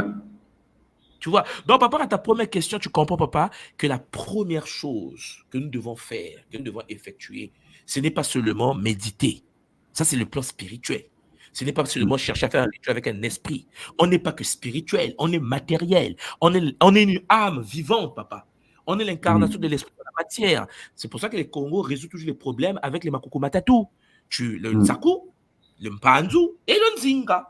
Si les trois piliers sont résolus, oui, le karma se nettoie. Mais le karma se nettoie lorsque tu transformes le milieu dans lequel tu t'es incarné. Si tu viens dans un village au fond de l'Afrique et que tu as des moyens à Paris et que tu n'as même pas encore mis un petit puits dans ton village, comprends bien qui tu es en fait. Ouais. Si tu vis en Allemagne et que tu as un peu des moyens, tu gagnes 5 000, 6 000 euros par mois et que dans ton village, il n'y a aucun enfant qui a peut-être une petite bourse qui vient de toi, comprends bien qui tu es. C'est ce que j'essaie de dire. C'est la transformation, le fait que tu impactes, parce que tu es né sur la Terre, papa, on n'est pas sur Mars, impacte la matière par tes œuvres. Parce qu'on reconnaît un arbre par ses fruits, n'est-ce pas, papa? Exactement. Ouais. Ah, quelqu'un, là, tout à l'heure, tu veux parler de la constante. Ah, Antouma, moi, j'aime bien ta constante. Papa, parce qu'on ne peut pas changer ça. Parce que je sais là où je vais, tu vois. C'est-à-dire que je sais, je suis sur une route, là. Et je fonce sur la route. Donc, quels que soient les machins à côté, à gauche, à droite, ça ne peut pas parce que ça ne m'intéresse pas. La purification spirituelle est quelque chose d'individuel. Je ne suis pas parfait. Et je le sais. J'ai des choses à résoudre pour moi-même d'abord. Et deuxièmement, j'ai ma famille. Et je le sais, il faut une religion de famille. Parce qu'il faut que je prenne mes soeurs, mes frères. Je dis, allez, vous tous, inclinez-vous devant l'ancêtre. Il y a un ancêtre. Nous avons quand même des grands-parents. L'ancêtre. Hein? Tout le monde, toute la lignée, tout le monde à genoux, l'ancêtre. C'est la lignée, la religion de la lignée. C'est pour ça que les autres te parlent de Dieu d'Abraham, d'Isaac et de Jacob. C'est leur lignée. Ils ont créé une lignée comme ça. Et nous, on va dire, oui, mais moi, je suis l'arbre qu'on a greffé. Parce qu'on ne veut pas faire sur nous-mêmes. Tu vois, on veut s'occuper des autres, toujours des autres. Et puis, il y a la tradition, comme tu sais, la communauté, l'impact que tu apportes au sein de ta communauté. Combien de personnes dans 1100 euros de ce que tu fais? Quelle est la paix que tu apportes aux autres? Si, parce que tu ne peux pas plaire à tout le monde. N'oublie pas ça. Tu ne peux pas plaire à tout le monde. Parce que dans les gens, il y a des ancêtres parfois avec lesquels tu as décapité. Il ne peut pas t'aimer. Il a dit que c'est des combats multidimensionnels. Donc, quand tu arrives sur la terre, il faut que tu saches que, bon, il y a 10 personnes. Si une seule ou deux personnes, Champagne, est d'accord et suivent et s'améliorent, Papa Ndemba, tu as réussi ta mission. Le but, ce n'est pas l'humanité. Chacun doit faire un travail sur lui-même. Et c'est ça le but de l'existence. Faire un qui s'alloue sur soi, dans sa famille et dans la communauté. Tu vois, je mets les étapes, hein, sur soi-même, dans la famille et dans la communauté. Mais si tu viens parler de la communauté et que tu n'arrives pas à gérer ton foyer, ah oui, je viens de divorcer, ah oui, je n'arrive pas à gérer mon mec, ah oui, mon enfant est impoli, et tu veux éduquer les enfants de qui en fait? Et ça, c'est quelque chose. Ah, il a chuté Papa Ndemba, je pense que c'est problème de connexion. Ça, c'est quelque chose que nous devons comprendre. Papa Ndemba, tu nous reviens. Dès que la connexion va revenir, tourne-toi. On va avancer pendant que Papa Ndemba nous revient. Parce que moi, quand je n'ai pas la parole, quand on avec une soirée, c'est chaud. Mais vous devez comprendre ça. Vous avez tout en vous. Personne ne doit vous dire, ah oui, en fait, tu dépends de moi. Tu dépends de personne. OK, Lempangi? Vous dépendez de la source. Tous les êtres humains sont incarnés pour une mission. C'est parce que les gens veulent qu'on dépende d'eux que il ne veut pas nous lâcher. Mpangishi Mbote. Mbote tout moi, Mbote à toute la famille. Oui, on t'écoute, papa. Bon, la plupart de mes questions ont été répondues. Je voulais également des éclaircissements sur la transmission des caractères que l'on a dans la famille. Non.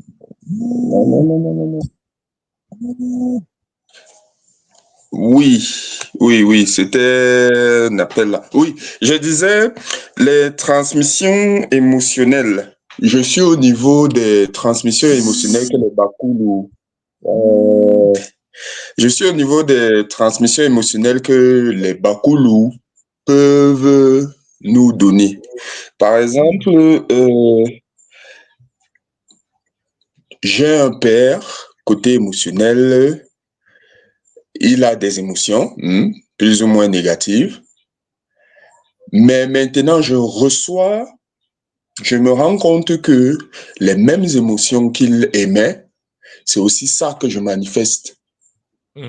Mais directement, hein, c'est pas lié côté... Bon, je sais pas si c'est lié côté ancestral.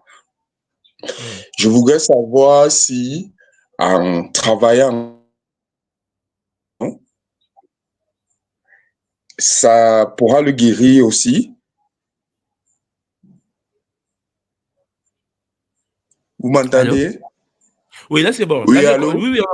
oui. Ça dit que tu penses que la question c'est que est-ce que si tu fais un travail sur toi, il y aura des répercussions sur ton père qui est aussi là, qui manifeste parfois les mêmes. Voilà. Bon, papa, il faut d'abord qu'on se comprenne d'abord. D'abord, il faut qu'on se comprenne. Ton patrimoine génétique actuel vient de papa. C'est ton père. Et le fait que c'est ton père, comme j'ai toujours dit, hein, on en a parlé avec un gars, Elisha, tout à l'heure, ça dit que l'instantanéité, quand tu purifies maman, papa, les enfants en bas sont nettoyés. Ça, c'est quelque chose que nous savons. Mais comme tu constates bien, ce qu'il manifeste comme comportement se retrouve aussi chez toi. Si on le purifie, lui, toi, tu es purifié. S'il fait des bêtises, mais les enfants ont des tares parfois instantanées qui se manifestent dans les parents. Mais n'oublie pas que lui aussi, son comportement vient de quelqu'un. N'oublie pas ça. Voilà, donc en fait, c'est pas comme s'il se comporte par hasard. Non, c'est une émanation transgénérationnelle. Donc, le fait qu'il manifeste ça, si tu vérifies bien, remonte vers le grand-père, son père, tu seras étonné que parfois le grand-père avait les mêmes tares, les mêmes problèmes. Je dis, mais attends, mais c'est quoi cette famille? Voilà. Donc, en gros, c'est transgénérationnel. Maintenant, une fois que tu comprends ça, est-ce que faire le sang sur toi peut guérir papa? Non, tant qu'il est vivant. Parce qu'il a des actes qu'il va continuer à poser. Tant qu'il est vivant, ça veut dire, le fait qu'il est encore sur la terre, si tu nettoies, lui continue à vivre en fait. Parce que son ordinateur biologique et son corps physique a ce qu'on appelle les habitudes ancrées. C'est-à-dire que sa carte neuronale, son cerveau a dessiné déjà les choses qu'il doit faire, des choses qu'il doit aimer, des choses qu'il ne doit pas aimer, tu vois. Et toi, en faisant un travail sur toi, tu te nettoies. Mais ça ne peut pas remonter vers lui. Mais ça nettoie les enfants qui sont en bas de toi. OK? Et lui, à quel moment tu l'aides? Une fois qu'il ne sera plus là, que le corps biologique, la Terre l'a récupéré et que la mémoire a été forgée, oui, tu peux aller purifier la mémoire transgénérationnelle. Mais tant qu'il est en activité sur la planète Terre, son corps biologique a déjà des structures construites. Donc, c'est à lui de faire le travail et non pas toi. Ok. Donc, ça va du plus ancien au plus jeune. Donc, toi, quand tu fais le travail, quand tu changes ta manière de fonctionner, tu vas avoir des répercussions sur tes enfants. Oui, parce qu'eux, ils pointent de toi. Même s'ils sont déjà nés. Comme tu vis là, comme tu vis, tu vois bien que tu commences à manifester ce que papa est. Pourtant, tu es déjà né. Instantanément, tu dis, mais attends, mais qu'est-ce qui se passe? Pourquoi je me comporte comme lui? Pourquoi j'ai les envies comme lui? Alors que non. Pourquoi il crie sur maman, je commence à crier sur madame? Pourquoi? C'est-à-dire qu'il y a des tics comme ça, tu dis, mais attends, c'est parce que ça vient instantanément de papa vers les enfants, les mamans vers les enfants. Mais eux, on les aide une fois qu'ils ne sont pas là.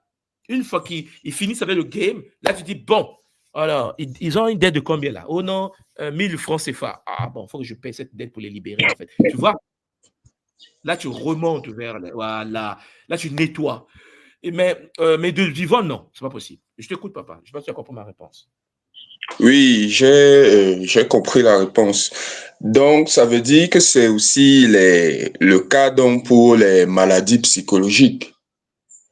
Parce que je m'explique, dans notre lignée, on a aussi un problème de maladie psychologique. Genre, quand j'étais petit, que je me souviens que j'étais petit, le grand-père a manifesté ça, à l'âge, au 3e âge. Parmi les pères, mais les frères de mon père, il y a aussi également eu cette maladie. Maintenant, au niveau de nous, les enfants, peut-être mon frère qui manifeste ça bien plus jeune. Donc, je me dis aussi déjà que ça réside, ce genre de maladie réside aussi en moi, que si je ne fais pas le travail, ça veut dire que je peux peut-être la contracter aussi, par exemple, comme mon grand-père l'a eu au 3e âge. Il arrive aussi que tu ne contractes pas, mais tes enfants contractent. C'est-à-dire que ce sont des choses parfois qui sortent des générations. Tu vois, comme j'ai dit, dans le patrimoine génétique, il y a des informations qui sont en sommeil. Ce n'est pas obligé que ça se réveille dans ta vie à toi. Tu vois, ton frère très jeune, parce que ça s'est activé tôt. Mais pour l'autre, par exemple, pour les enfants, tes enfants, oui, il peut y avoir un enfant qui va activer ça. Tu vas dire, oh, c'est passé. Tel enfant a hérité de ça. Parce que tous les enfants n'héritent pas les mêmes choses. Il y a des allées, en fait, on a tous ça en nous, mais il y a des gens qui ne vivent pas les mêmes expériences incarnationnelles. Parce que chacun vient avec une mission donnée et chacun est né dans un signe d'incarnation donné. Dans une famille, il y a des gens qui sont nés signe de feu. Donc, le feu va agir sur ça différemment. Il y a des gens qui vont naître signe d'eau. Tu vois, il y a des gens qui vont naître signe de terre.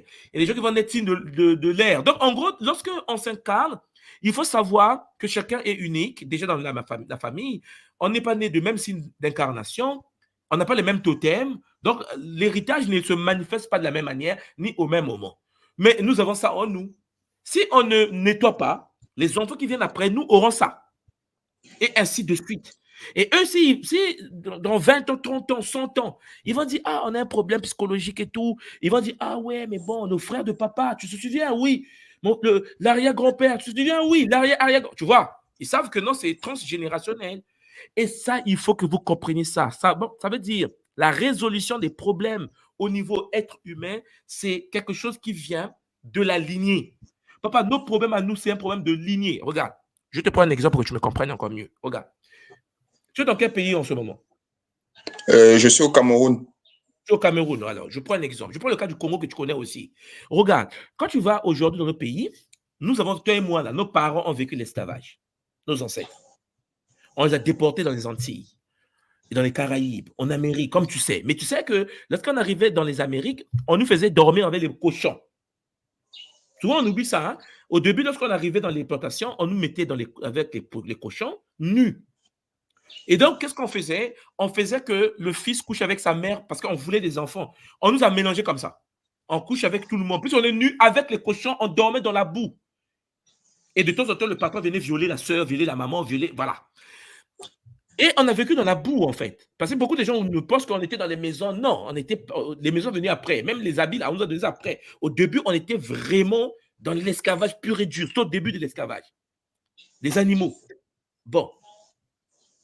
Pourquoi je vous pose cet exemple-là?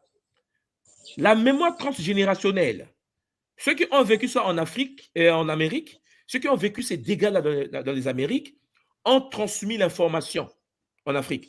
Vous avez dit, mais toi, de quoi tu parles?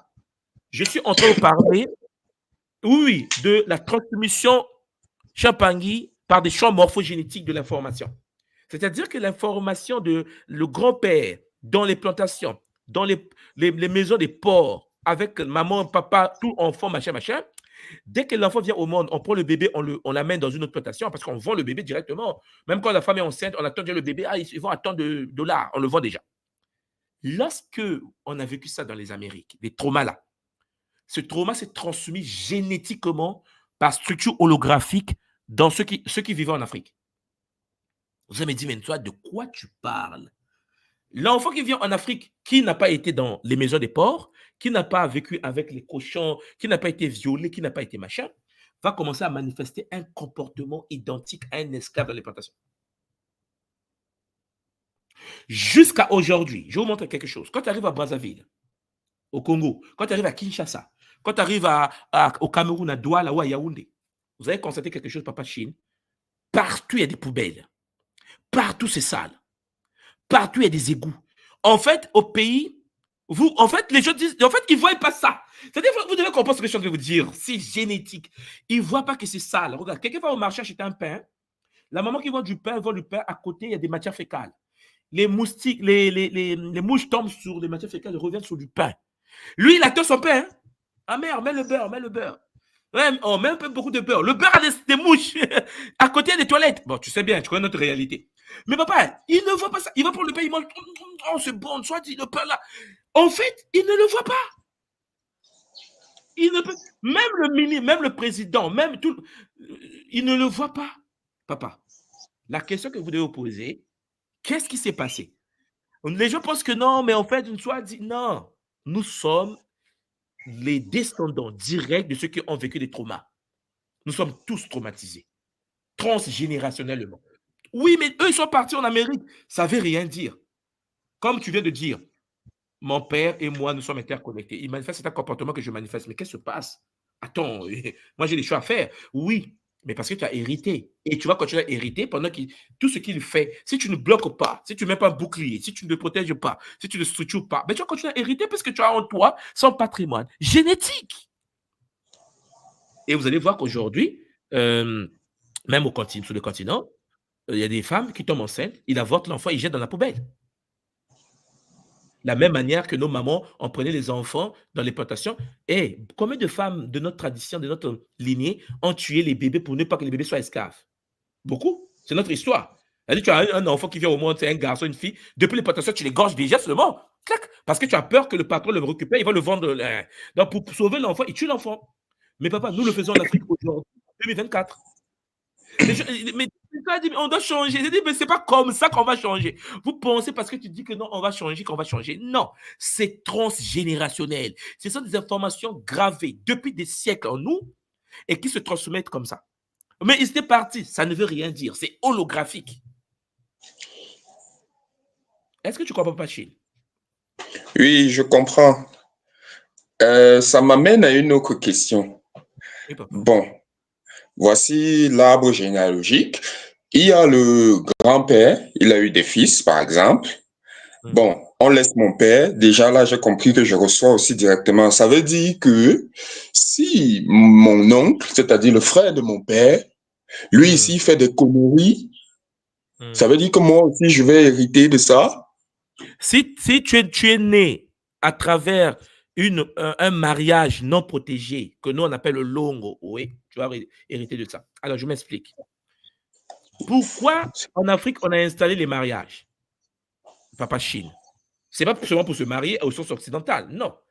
En Afrique, on a installé les mariages pour mettre des boucliers de protection. Tu n'as jamais entendu que lorsqu'il y a un bouclier qui protège le mariage, ça protège les enfants. Que, hey, j'ai payé la dot, hein. Tes oncles, tes frères n'ont pas la voix sur mes enfants. Voilà. Ça veut dire qu'en fait, il faut que tu comprennes une chose. C'est des rituels anciens. lorsque les parents se mettent ensemble, avant que les enfants naissent, il faut le longo.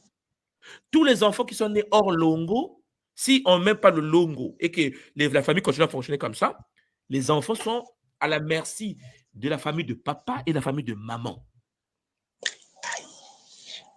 Et c'est pour cela qu'un oncle, mais ta question est intéressante, un oncle peut faire des bêtises, mais là, je ne te parle pas de l'oncle paternel. Là, je vais parler de l'oncle maternel. On appelle ça l'ADN mitochondrial. Hein, voilà. Oui. L'ADN mitochondrial se transmet de maman à ses filles et à ses filles. Oui. Voilà. Donc, le frère de ta mère a le même patrimoine mitochondrial. Donc, ce qui veut dire l'information génétique qu'on retrouve dans ta mère, on le retrouve dans son frère. C'est pour cela que l'oncle a un pouvoir dans nos traditions. Comme tu sais toi-même, l'oncle a un pouvoir. L'oncle représente ta maman. Voilà. Donc, en gros, s'il fait des bêtises, papa, génétiquement transmissibles dans ses enfants et dans toi, le neveu, alors que ce n'est pas ton père. Et pour éviter ça, papa, qu'est-ce qui se passe? Si les parents n'ont pas fait le longo et les parents ne sont pas mariés, qu'est-ce qui va se passer? Il faut que toi-même, tu deviens conscient de l'autoprotection. Pourquoi à l'école qui montre toujours pas tous les jours de l'autoprotection, l'auto-machin? Parce que, papa, il faut que tu prennes conscience de se protéger soi-même. Il ne faut pas que tu penses qu'en fait, oui, mon oncle, si l'oncle fait des bêtises, t'es mort. Ça tombe sur toi. C'est la dette de la lignée. Mais sauf que si tu prends conscience de te mettre debout, dire je vais me mettre moi-même en relation avec les forces de la nature, je vais faire un partenariat avec les consciences de l'eau, un partenariat avec les consciences du feu, un partenariat avec les consciences de l'air. Je vais rentrer en relation avec l'univers des pierres. Je vais rentrer en relation avec l'univers des animaux. Mais papa, qui peut toucher quelqu'un qui est en protection sacrée avec un cossi? Personne. Tu vois, tu as un nouveau bouclier qui s'installe en toi. Là, tu protèges toi-même et ta descendance. Oui. Et c'est là où le Kimoto se positionne. Voilà pourquoi je vous dis souvent, nous devons arriver à protéger nos enfants. Mais il faut être conscient que lorsque tu es dans une famille, il y a une transmission informationnelle dans la famille. Et ainsi de suite. Matondo, papa, Chine, je vais donner la parole aux autres. J'espère que c'est clair. Matondo à toi. Matondo à Mingi. Mpangi Roméo Mbote. Mbote, papa, tout moi. Mbote, papa. Comment vous allez? Oui, ça va bien. Et toi, comment tu vas, papa? Ah, on peut dire ça va, papa, tout moi, ça va.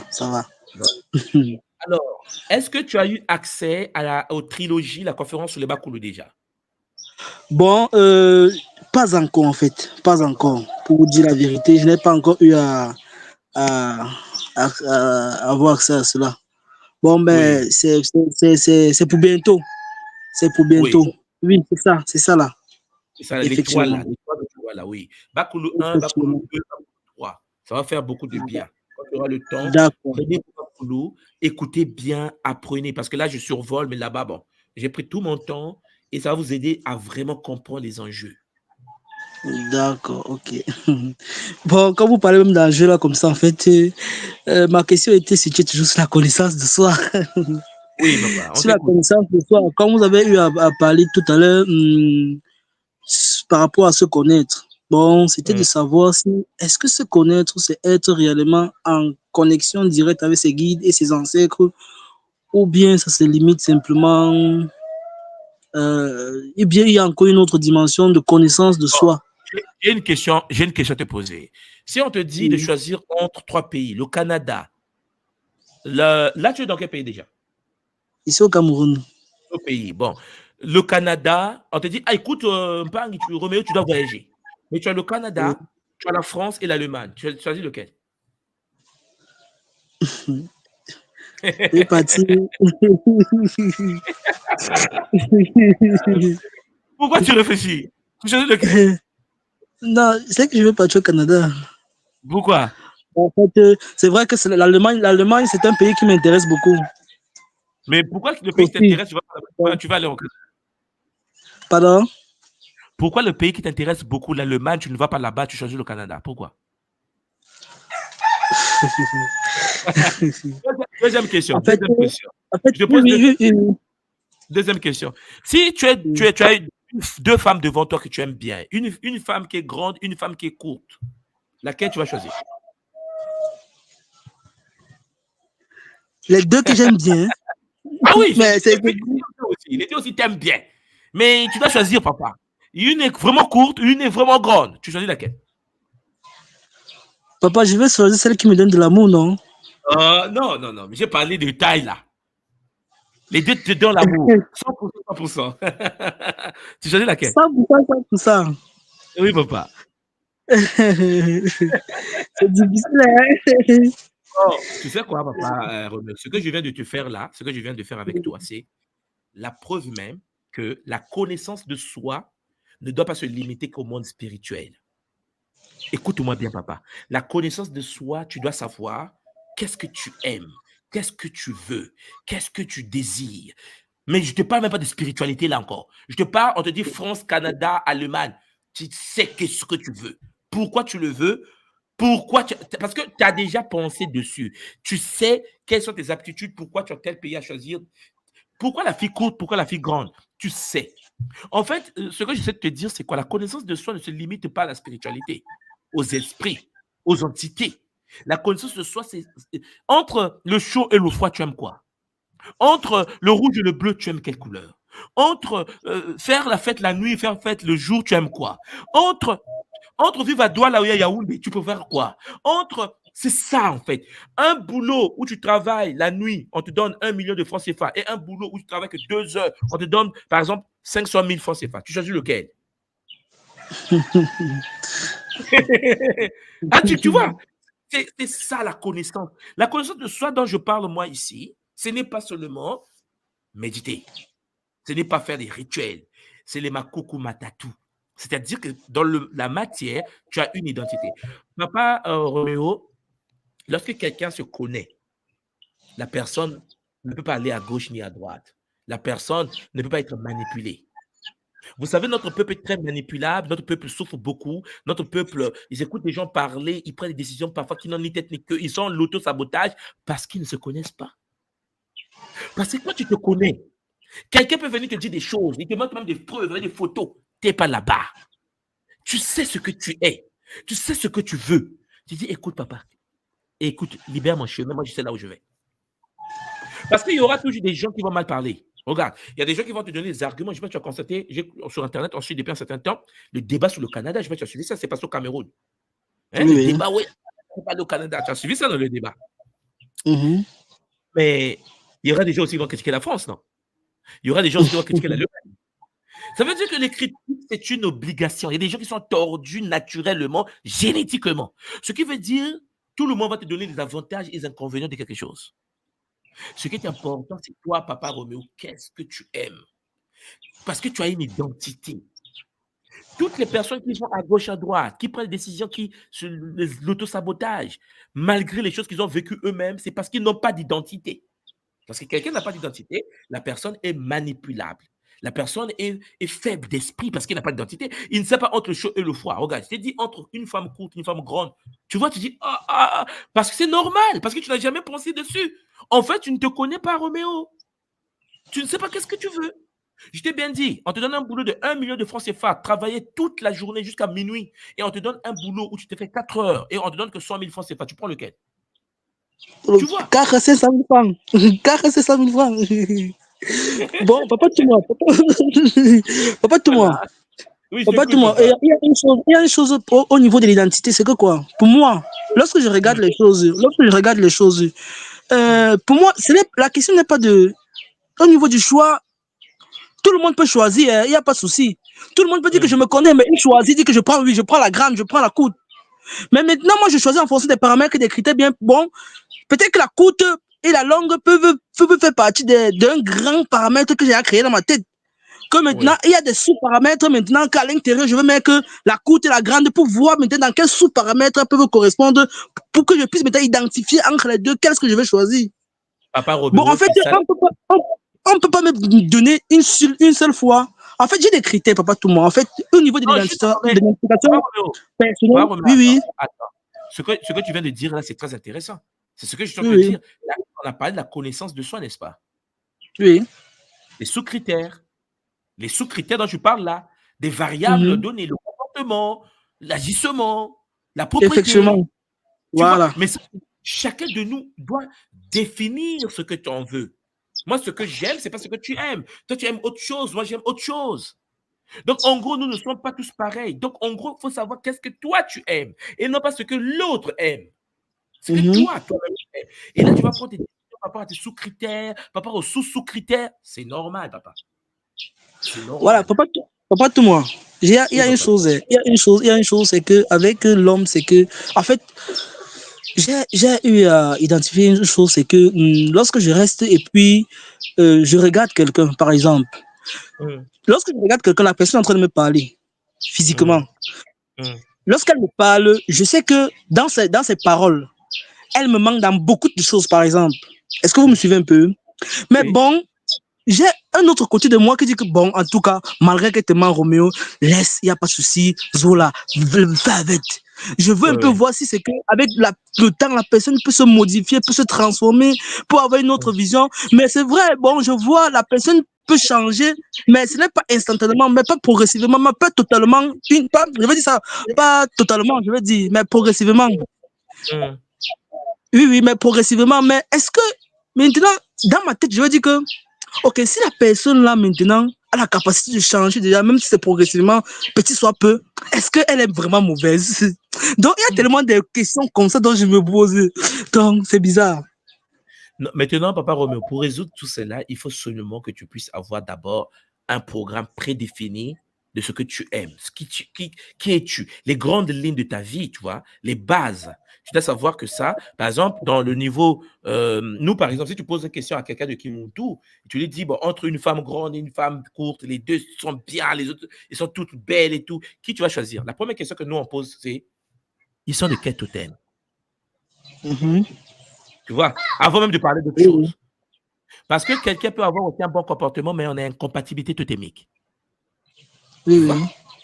Donc, en fait, il faut que les nôtres puissent construire une identité. Il faut construire quelque chose dans la personnalité, ce que j'aime, ce que j'aime pas. Et quand ça se produit, je prends une décision radicale. Je ne peux pas négocier. Il y a des choses comme ça. Il y a des choses où je dis, ah là, non, là, je négocie. Parce que tu te connais. Tu connais tes failles. Tu connais ce que tu es. Mais avant même de parler aux esprits, parce qu'une personne qui se rapproche du monde des esprits, papa Roméo, et qui ne se connaît pas lui-même va faire beaucoup d'erreurs. Parce que le monde des esprits, c'est un monde très dangereux. Parce qu'un esprit peut être démoniaque et prend la forme d'un agneau, comme tu sais. Effectivement. Ah, mais là, si tu n'as pas d'identité, tu ne sais pas qui tu veux, qu'est-ce que tu veux, l'esprit peut te manipuler. Un esprit peut se présenter comme étant ton ancêtre. Un esprit démoniaque est capable de venir être gentil. Oui, je vais t'aider, je suis ton guide. Les 2 premières années, il te guide vraiment. Tu deviens même riche. Alors que c'est un esprit démoniaque. La 3e année, il finit tes enfants. Lui, il joue sur le long terme. Donc, en gros, il faut comprendre que pour rentrer dans le monde des esprits, il faut savoir d'abord qui tu es réellement. Il faut accepter ses blessures. Il faut savoir que nous avons tous des problèmes, mais c'est transgénérationnel. Quels sont les problèmes de la famille? Il faut bosser sur des problèmes identitaires de la lignée. Il faut couper des liens, comme on dit aujourd'hui, avant de pouvoir se lancer dans l'univers des êtres qu'on ne voit pas. Mais aujourd'hui, la mode, c'est quoi? Tout le monde rentre en spiritualité en pensant qu'en spiritualité, ils auront de la sécurité. Et pourtant, je répète bien que la spiritualité est dangereuse. Je le dis tous les jours, et pourtant. Il faut d'abord se connaître soi-même. Pour se connaître soi-même, ça se passe avec la communauté, la lignée, la famille. Parce que lorsque tu résous les problèmes dans ta famille, tu te libères des chaînes. Tu deviens plus puissant. Lorsque tu augmentes le taux de vibration de ta famille, tu te guéris. Parce que c'est un patrimoine génétique. La résolution des problèmes dans la famille te permet, toi, d'avoir une conscience évoluée. Le monde des esprits est un monde très complexe que celui qui n'a pas des yeux pour rentrer à l'intérieur, mais toi, tu connais beaucoup de notre cours nus dans la rue, dans nos pays. Effectivement, oui. Ah oui, on dit, oui, il a touché à quelque chose de pas bien, mais c'est pour cela que je dis aux gens, préparez-vous. La spiritualité, c'est un problème de soi, pour soi, par soi. Et les gens s'énervent. On doit dire que non, la spiritualité, c'est un problème de soi. Mais si tu ne te connais pas, si tu n'as pas d'identité, si tu crois à ce que les autres disent seulement, tu te mets en danger. Tu es manipulable. Papa, mais qui va te sauver? Personne. Voilà. Voilà pourquoi, Papa Roméo, la première chose, la connaissance de soi, là où je parle, là, c'est d'abord tu te poses à la maison. Tu prends une liste de feuilles, tu dis, bon, le ndolé et les bananes plantées, là, est-ce que je préfère le ndolé avec des bananes plantées ou les ndolé avec du riz? Non, mais je vous assure. Si tu Oui, effectivement. Parce qu'un jour, tu vas faire un débat avec les amis. Tu vas dire, hey, toi là, entre le ndolé et les bananes plantées, les ndolé et le riz, tu choisis quoi? Mais Papa Roméo, tu vas te rendre compte que les gens ne se connaissent pas, en fait. Il va dire, oh, les deux. J'ai dit, je vais choisir. Et là, il dit, oh, mais moi, je sais pas. Moi, j'aime les deux. Hein. Et en fait, tu vois, tu dis, mais purée, quoi. En fait, tu n'as pas d'identité. Hein. Qu'est-ce que tu aimes? Est-ce que tu es de gauche ou de droite, comme on dit? Est-ce que tu aimes la politique actuelle du pays ou bien non? Il y a des gens qui font de la politique dans nos pays parce qu'il y a l'argent, Papa Roméo. Parce qu'ils n'ont pas d'identité. Dès qu'il a le pouvoir, mais toi, tu connais, dès qu'il a le pouvoir, il avait dit, ah oui, le jour que je serai ministre, il y aura plus de coupure de courant. Lorsqu'il est au pouvoir, le coupure de courant soit 1000. Oh, on dit, c'est pas la personne qui disait qu'il va changer les choses. C'est pas lui qu'on a nommé ministre des hydrocarbures ou bien de SN, la Société nationale d'électricité, oui. Mais pourquoi des coupures? Parce qu'en fait, il n'a pas d'identité. Il est arrivé là, il ne sait pas quoi faire, en fait. Il est là, on dit, bon, touche ça, et tout ça, touche ça, tout ça, tout ça. Il a oublié pourquoi il est là. Parce qu'il n'a jamais été préparé à être là. Attends de toi, papa. Je vais donner la parole aux autres. D'accord, ok.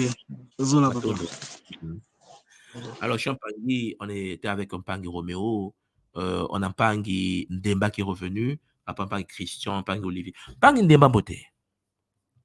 On n'a pas fini, ça avait chuté la connexion. Oui, Beauté, papa. J'avais une coupure tout à l'heure, là, une coupure générale ici. Il n'y a pas de souci, papa. On t'écoute. Ça a coupé la connexion. Alors, en fait, juste pour voir si j'ai bien compris la réponse, en gros, l'idée maintenant, c'est de savoir que les dettes karmiques, en fait, peuvent être résolues si on accepte de faire ce travail-là sur nous-mêmes, en partant du principe que déjà, on est ici-bas, dans cette réalité, parce que quelque part, on a des dettes, en fait. Oui. Donc, et ces dettes-là vont se manifester en nous sous forme de problèmes, sous forme de biais cognitifs, sous forme peut-être de comportements autodestructifs. En fait, voilà. Donc, l'idée maintenant, c'est d'être conscient de cela et d'accepter de faire le travail, d'affronter les difficultés de la vie et ne pas se résigner. Vraiment affronter les choses comme il se doit, être complètement présent pour sa communauté. Et plus on fait ce travail-là, plus on arrive à résoudre les problèmes et plus on arrive à nous détacher un petit peu de ces dettes, en fait. Oui, papa. Tu as résumé tout clairement, avec des bons mots en plus. Parfait. Parce que, Papa Ndemba, sérieusement, si une personne n'arrive pas à stabiliser son couple, comment veux-tu qu'il stabilise la communauté? Hein, tu comprends? Hein? C'est-à-dire que si quelqu'un n'arrive pas à gérer le microcosme, comment veux-tu qu'il gère le macrocosme? Ouais. Je précise encore, tu sais, au sein de la communauté, notre communauté à nous, en tant que Kamit, Mélanoderme, quelque chose de nom qu'on nous donne aujourd'hui, nos leaders, la majorité de nos leaders sont victimes de dépravation sexuelle. Je ne sais pas si tu sais ça déjà. C'est-à-dire que quand tu es leader, parfois, il n'est pas stable sexuellement. Et pourtant, il a des bonnes idées. Et pourtant, c'est un charismatique. Il va à gauche, il va à droite, il drague les femmes des autres et ainsi de suite. Je prends l'exemple de quelqu'un qu'on connaît tous, le pasteur Luther King. Tu sais, Martin Luther King avait un problème avec le sexe. Tu connais bien l'histoire. C'est triste, hein? Et c'est là où la CIA l'a même attrapé, parce qu'on a mis sur écoute. Il était dragueur multidimensionnel. Et pourtant, l'œuvre qu'il a accomplie, les droits civiques, tu connais le combat qu'il a mené, la marque, il a fait un grand boulot. Mais on oublie une chose, c'est que lorsqu'un leader, au niveau de Martin Luther King, fait ce qu'il a fait, c'est-à-dire a participé à la libération des nôtres, aux droits civiques et tout, son âme, son mouet-là, se télécharge dans la mémoire communautaire. Parce que les suivants de Luther King seront pires que lui, c'est-à-dire qu'ils seront charismatiques comme lui. Et c'est clair. Tu vas voir, les descendants ont déjà le posture de Martin Luther King. Ils ne se laissent pas faire. Un noir américain, toi, tu connais, c'est chaud. Quand il s'agit de 4, ça veut dire qu'en fait, tu vas tirer lui l'avance. Mais avant, on fuyait. Avant, lorsqu'on était lynché, on fuyait. Avant, on nous attrapait, on nous lynchait, on attrapait, on tuait. Les noirs fuyaient. Mais lorsque tu as quelqu'un qui arrive dans la communauté, comme Malcolm X, et qu'il a peur de personne. On dit, on va te tuer, mais il est quand même là. Il reçoit les balles, comme tu connais l'histoire. Mais papa, les descendants de notre communauté, dans le milieu d'incarnation de Martin Luther King, manifestent son comportement. C'est-à-dire que c'est pas un problème de seulement... Là, je te parle maintenant de l'ADN communautaire. Hein? Je ne sais pas si tu me comprends. Donc, lui, il meurt pour une cause qui le dépasse, qui n'est pas de sa famille, qui n'est pas de lui-même, mais au niveau tradition, au niveau communauté. Lorsque tu arrives à ce niveau-là, ton âme se télécharge de la mémoire des suivants. C'est-à-dire les enfants qui vont venir au monde vont avoir en eux un peu de Martin Luther, un peu de Malcolm X, un peu de Marcus Garvey. Mais ils ne viennent pas seulement avec le côté positif, le charisme de Marcus Garvey, le charisme de Martin Luther King. Il va venir aussi avec le désordre sexuel qui va avec. Ouais. Tu me comprends, papa? Carrément. Ouais. Voilà. Je ne vais pas aller en détail pour encore donner les noms, mais tu m'as compris. J'ai pris les grands maîtres parce que eux, au moins, on sait que c'est nos grands. C'est nos grands. Mais tu vas constater que lorsque tu rentres dans le panafricanisme, tu vas constater que actuellement, nos grands panafricains sont forts. Tu sais, oui, on va libérer l'Afrique. Mais va voir sa vie sexuelle. Comme nos aînés. Tu es même choqué, en fait, tu dis purée. Mais attends, le mec là, c'est le coureur de jupons du quartier, mais il est panafricain. Mais qu'est-ce qui se passe? Non, la mémoire transgénérationnelle communautaire. En fait, quand tu vas écouter le Kaboula, les 3 fichiers, papa, tu vas voir. J'ai abordé des choses que je ne veux pas dire en public, là, mais au moins c'est dans le fichier. Mais il est clair que, oui, il n'y a pas que la mémoire de ta lignée. La communauté a une mémoire génétique, ce qui se télécharge à tous les enfants de la communauté. Quand tu fais partie d'une communauté, les enfants qui descendent de cette communauté héritent de cette communauté et sont branchés au leader de cette communauté. C'est très important. Ouais. Alors, clair, justement, ça, oui, c'est parfaitement clair, soit dit. Matondo. Alors, justement, ça rejoint la deuxième interrogation. Je me disais, en fait, au niveau de l'ADN, oui. Je ne sais pas si les Pangui sont au courant, mais certainement, il y en a qui doivent être certainement au courant. On parle de ce qu'on appelle l'ADN noir, l'ADN obscur. Parce qu'il y a une partie de l'ADN, apparemment, environ plus de 90% de notre ADN, les scientifiques n'arrivent pas vraiment à comprendre ce que c'est en fait. ADN poubelle. Oui, ils l'appellent l'ADN poubelle, mais ils ont capté par la suite, ils ont remarqué que cet ADN a une fonction d'activer et de désactiver les ADN qui sont connus, la partie qui est connue. Donc, ce qui veut dire quoi? Ce qui veut dire tout simplement que, en fait, en nous, comme tu l'as souligné tout à l'heure, on a des ancêtres, on a la mémoire des ancêtres qui ont certainement fait des choses extraordinaires, qui sont bien. Et il y en a d'autres qui ont fait des choses qui ne sont pas bien. Donc maintenant, l'idée ici, en fonction des choix, que nous allons prendre ici, on va pouvoir activer ou désactiver certaines mémoires.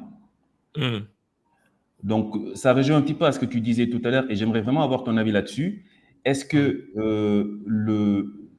pour justement activer ces mémoires-là, les choix que nous allons faire en fonction des valeurs que nous allons prendre vont quelque part activer certains ancêtres en nous et on se retrouve par exemple à faire des comportements qu'on ne maîtrise même plus, comme on parlait tout à l'heure de désordre sexuel, des gens qui ont des comportements compulsifs qu'ils n'arrivent pas à maîtriser. Et de l'autre côté aussi, on peut éventuellement activer des mémoires qui font que, par exemple, si on est quelqu'un de tenace, quelqu'un qui tient le coup, quelqu'un qui est courageux, à force de faire des choix qui sont liés à ces valeurs-là de courage, de ténacité, etc., arrivé à un certain moment, on devient comme ça en fait. On ne peut plus faire autrement. Oui, parce que en fait, Papa Ndemba, lorsque un ancêtre s'active, une mémoire, je vais dire, s'active, un ancêtre, mémoire transgénérationnelle s'active en toi, et que tu te comportes maintenant comme cette mémoire te guide, le cerveau ne fait pas la différence entre le bien et le mal. Le cerveau ne fait pas la différence entre ce qui existe et ce qui n'existe pas. Le cerveau, lui, quand tu lui donnes l'information, il le conçoit au premier degré. Écoutez-moi bien. Ça veut dire que si tu te comportes d'une certaine manière, tes neurones vont obéir à ce que tu es en train de faire. Il y aura une nouvelle cartographie neuronale. Et donc, ils vont prendre le contrôle. Et même lorsque tu n'es pas en train de vouloir se comporter de cette manière, ton cerveau va te téléguider pour que tu te comportes de cette manière. Parce qu'ils ont reçu l'information que tu voulais te comporter de cette manière. Donc, pour changer, il faut déprogrammer. Et c'est dur, Papa Demba. C'est très dur, la déprogrammation. Il y a une conférence que j'ai au niveau de l'école, que je vais vous lancer une série de conférences sur la neuromélanine, Ndombi. Le fait que, toi et moi là, nous sommes dotés de cette neuromélanine cosmique. Tu sais, la partie du dark là, le dark joke ADN là, DNA. Cette partie, voilà, cette partie poubelle là, de notre ADN est gérée par une énergie. Et cette énergie-là, c'est ce que nous constitue. C'est-à-dire que c'est pour cela que pour reprogrammer l'être humain, il faut accéder à la partie non codée, parce que c'est non codant de notre patrimoine. La transe que tu vois que nous avons, oui, Tom en transe, c'est le lien entre le Muntu et la partie sombre de ton ADN. Ça permet la reprogrammation. C'est pour ça que j'ai toujours dit, en fait, nous, il n'y a pas de fatalité, en fait. Il n'y a pas de fatalité. C'est pour ça que tu vois que les gens te disent, oui, mais moi, lorsque je suis arrivé à Kimuntu, je fumais. Mais en fait, je ne fume plus. Les gens me disent, mais attends, lui, elle a cherché à arrêter de fumer pendant des années. Elle n'a pas pu. Mais comment se fait-il qu'en peu de temps, en moins d'une année, Kimuntu, elle a arrêté? Parce qu'en fait, le secret, c'est le code de la partie non codée. La partie non codée, là, la bouillie, là, l'énergie qui est là-bas, là, c'est ça qui permet la transmutation de l'être humain. C'est ce que j'appelle, moi, la flamme noire. Quand tu entends, on parle de la flamme noire à l'école Kimuntu, la partie non codant de l'ADN. Maintenant, l'impact, papa. Il y a des gens dans le monde qui ont pour but de détruire le Muntu, quelle que soit la couleur de peau, quelles soient les origines, quelle que soit la classe sociale. Et c'est une réalité. On était esclaves, pas nous seulement. En Asie, il y a eu l'esclavage. En Europe, il y a eu l'esclavage. Le monde est fait des esprits dangereux qui partent de corps en corps pour détruire les œuvres de paix, d'amour et d'expansion. Nous devons le savoir. Une fois que tu le sais, comme je disais tout à l'heure en Pangui Roméo, il faut maintenant dégager ce qu'on appelle de l'identité. Papa, l'identité, la connexion avec tes différents plans d'existence. Parce que ton esprit vient de quelque part. Mais ton esprit, Papa Ndemba, avant de rentrer dans ton corps biologique, traverse des couches d'existence. Et dans chaque couche, il y a une fonction. Et si tu n'as pas le lien direct entre le corps biologique et la source unique d'où émane ton esprit, alors la personne devient quelqu'un qui n'a pas d'identité, c'est-à-dire c'est un copieur, un imitateur. Il n'a pas la personnalité. Et donc, il est manipulable. Et là, c'est dangereux. Et la majorité, beaucoup de gens au sein de notre communauté, que ce soit en Afrique ou dans la diaspora, beaucoup d'Mpangui n'ont pas d'identité. Ils veulent devenir occidental. Point final. Tu veux quoi? Ah oui, mais je veux des routes. Je veux des routes comme à New York. Mais ceux qui savent ce qui se passe, même à New York, il y a des gens qui luttent parce qu'ils ont détruit l'environnement. Les routes de béton armé sur terre, ça détruit la terre. Celui qui n'a pas d'identité va vouloir avoir ça. Eh, Papa Demba, moi je suis au Japon. À Tokyo, il y a des suicides collectifs. La dépression au Japon, papa, laisse tomber, c'est compliqué. Mais il y aura des gens qui vont dire, ouais, on veut que le Gabon devienne, le Sénégal devienne comme le Japon. Mais tu n'as aucune idée du nombre de morts par heure à Tokyo. Parce qu'ils travaillent trop. Parce qu'ils parlent de vie sexuelle. Eh, papa, c'est le seul pays où le sexe ne se pratique plus. Ici, on fait l'amour aux poupées, s'il te plaît. Ouais. Tu comprends? C'est-à-dire qu'on aime des choses qui dépassent l'entendement. Mais pourquoi on est comme ça? Parce qu'on n'a pas d'identité. Beaucoup de Mpangui, beaucoup de gens ne savent pas qu'est-ce qu'ils veulent, qu'est-ce qu'ils ne veulent pas, Papa Ndemba. La chose à faire, c'est d'abord se poser et se dire, je ne dépends de personne, ni de Nswadi, ni de l'école Kimuntu. Je suis un être divin, incarné pour manifester la divinité au sein de la matière. Et pourtant, tu vois, là, je vais te parler, je suis clair là. Je ne dépends ni de Nswadi, ni de l'école Kimuntu. C'est clair et net. Les êtres humains doivent découvrir leur potentialité.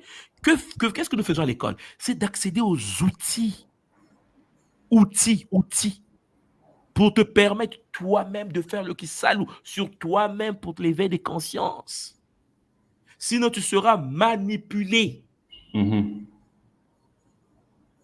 C'est pour ça que toi-même, tu sais, quand les gens arrivent à l'école Kimuntu, le premier cours, parfois les gens ne se rendent pas compte de ça, hein, le premier cours de l'école Kimuntu, lorsqu'ils arrivent à l'école Kimuntu, c'est le Bumuntu. Avec l'esprit critique, ouais. Regarde bien, j'ai commencé par ça. C'est-à-dire que l'école, là, les gens... le monde est compliqué. Hein? C'est-à-dire que le premier cours, dès qu'on arrive à l'école Kimuntu, premier cours de l'école, c'est l'esprit critique, le Bumuntu. Pose des questions, réfléchis, cogite. Mais malgré ça, puisque je sais que les gens ne lisent pas, tu sais que lorsque j'ai mis la méthode le Bumuntu sur le campus, que tu connais bien là, le campus école-kimuntu.com, Oui. tu sais le nombre de personnes qui se connectent, on les voit, hein? Tu sais que quand tu ouvres le fichier de Bumuntu en ligne, nous, on a une notification. Donc, je connais le nombre de personnes dans le campus qui lisent le Bumuntu ou pas. Le campus a été conçu. Quand tu scrolles sur le Bumuntu, tu as fait 2 pages. Je sais que Papa Ndemba a ouvert le Bumuntu hier à 10h, il a ouvert que 2 pages. Mais avec un tel peuple, papa qui ne veut pas étudier, on fait comment? Puisqu'il faut développer l'esprit critique. On a mis le Bumuntu pour ça. Une école qui dit aux gens, soyez libres. L'esprit critique est la base de toute chose. Ne dépendez pas de quelque chose d'autre. L'invisible est complexe parce que si tu ne fais pas attention, tu vas te faire manipuler dans l'invisible. Ouais. Malgré ça, tu vas constater qu'il y a des Mpangi qui veulent être religieux. C'est-à-dire, ils disent, oui, il doit s'occuper de moi. J'ai dit, mais attends, tu as lu Bumuntu. En fait, tu sais là où tu as mis les pieds? C'est l'autonomie. Kimuntu, c'est l'autonomie. De soi par soi pour la communauté. Chacun a sa place. Mais non. Voilà pourquoi tu vas voir, on va penser que comme si je gardais les gens à l'école. Alors que regarde comment je parle. Hein? Et pourtant, je parle beaucoup, Papa Ngemba. Je répète. En fait, il y a des moments où je suis assis, j'ai dit, purée mon peuple. J'ai dit au Bakolo, mais c'est pas possible.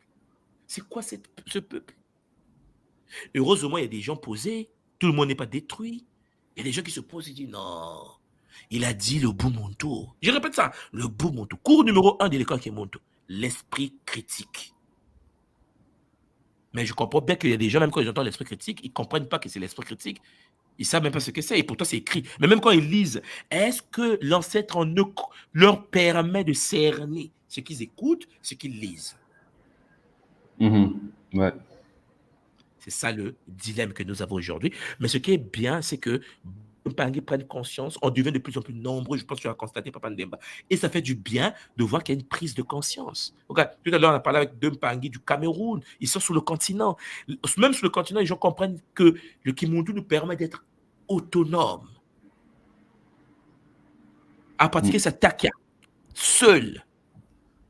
Voilà. Mais l'esprit religieux a fait que ils veulent un gourou, ils veulent quelqu'un qui est devant, qui pétine. On a tous des blessures à guérir, papa, n'est-ce pas? Carrément. Ouais. Tu as la parole, papa. En tout cas, je tenais à te remercier encore une fois, Thomas. Pour faire un petit kaboula, j'en profite par rapport à l'école. Moi, j'ai rejoint un petit peu la philosophie de l'école. Je ne suis pas vraiment rentré dans les initiations. Ça fait un moment. Déjà, j'ai commencé par le Bumuntu. J'ai pris les Congolos. L'esprit que j'avais dans le temps, parce que moi, j'étais toujours contre le fait d'être limité par des sciences. C'est-à-dire, par exemple, les spécialisations comme nous l'impose en fait le système. Les gens doivent être spécialisés en chimie, spécialisés en mathématiques, spécialisés en biologie, etc. Moi, pour moi, une science doit être holistique. Parce que l'homme est holistique, en fait. On ne peut pas dispatcher l'homme en chimie, en biologie, non. Soit on a tout, soit on ne maîtrise pas vraiment. Donc, j'avais cette philosophie de rechercher un peu tout, cette curiosité. Et quand j'ai commencé à fréquenter un petit peu la philosophie de l'école, surtout avec le Bumuntu, ça m'a encore conforté dans cette démarche-là parce que à l'école, en fait, on touche un peu de tout. On va parler d'astrologie, on va parler de chimie, on parle de biologie, on parle maintenant de génétique. Là même dans ce cas-là, on est en train de parler de génétique avec l'ADN. Et ça pousse vraiment l'être humain à ne pas être dans une sorte de paresse intellectuelle et de se fier seulement à ce que l'on dit, mais d'aller vraiment chercher lui-même en ayant ce courage-là, d'aller chercher, sachant que c'est pas compliqué. Hein. Aujourd'hui, si on veut comprendre la biologie, comment les cellules fonctionnent, c'est pas très compliqué. Si on veut comprendre l'astrologie, pareil. Et ça, franchement, je tenais à te remercier pour cette ouverture d'esprit que tu as initiée à travers cette école. Et voilà, ça me conforte en fait dans ma démarche. Et je pense que l'être humain d'aujourd'hui doit être un petit peu comme ça. Sinon, facilement, on peut se faire arnaquer par des soi-disant spécialistes en tout et n'importe quoi. Ouais. Bien sûr. Maton de toi, Papa Ndemba, effectivement, ce que tu viens de dire est magnifique. L'homme doit être multidimensionnel.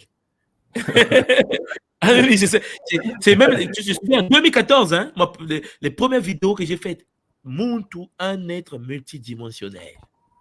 Tu vois, 2014, où je parlais déjà de ça, de ce que tu viens de dire. C'est-à-dire qu'en fait, on ne doit pas être limité.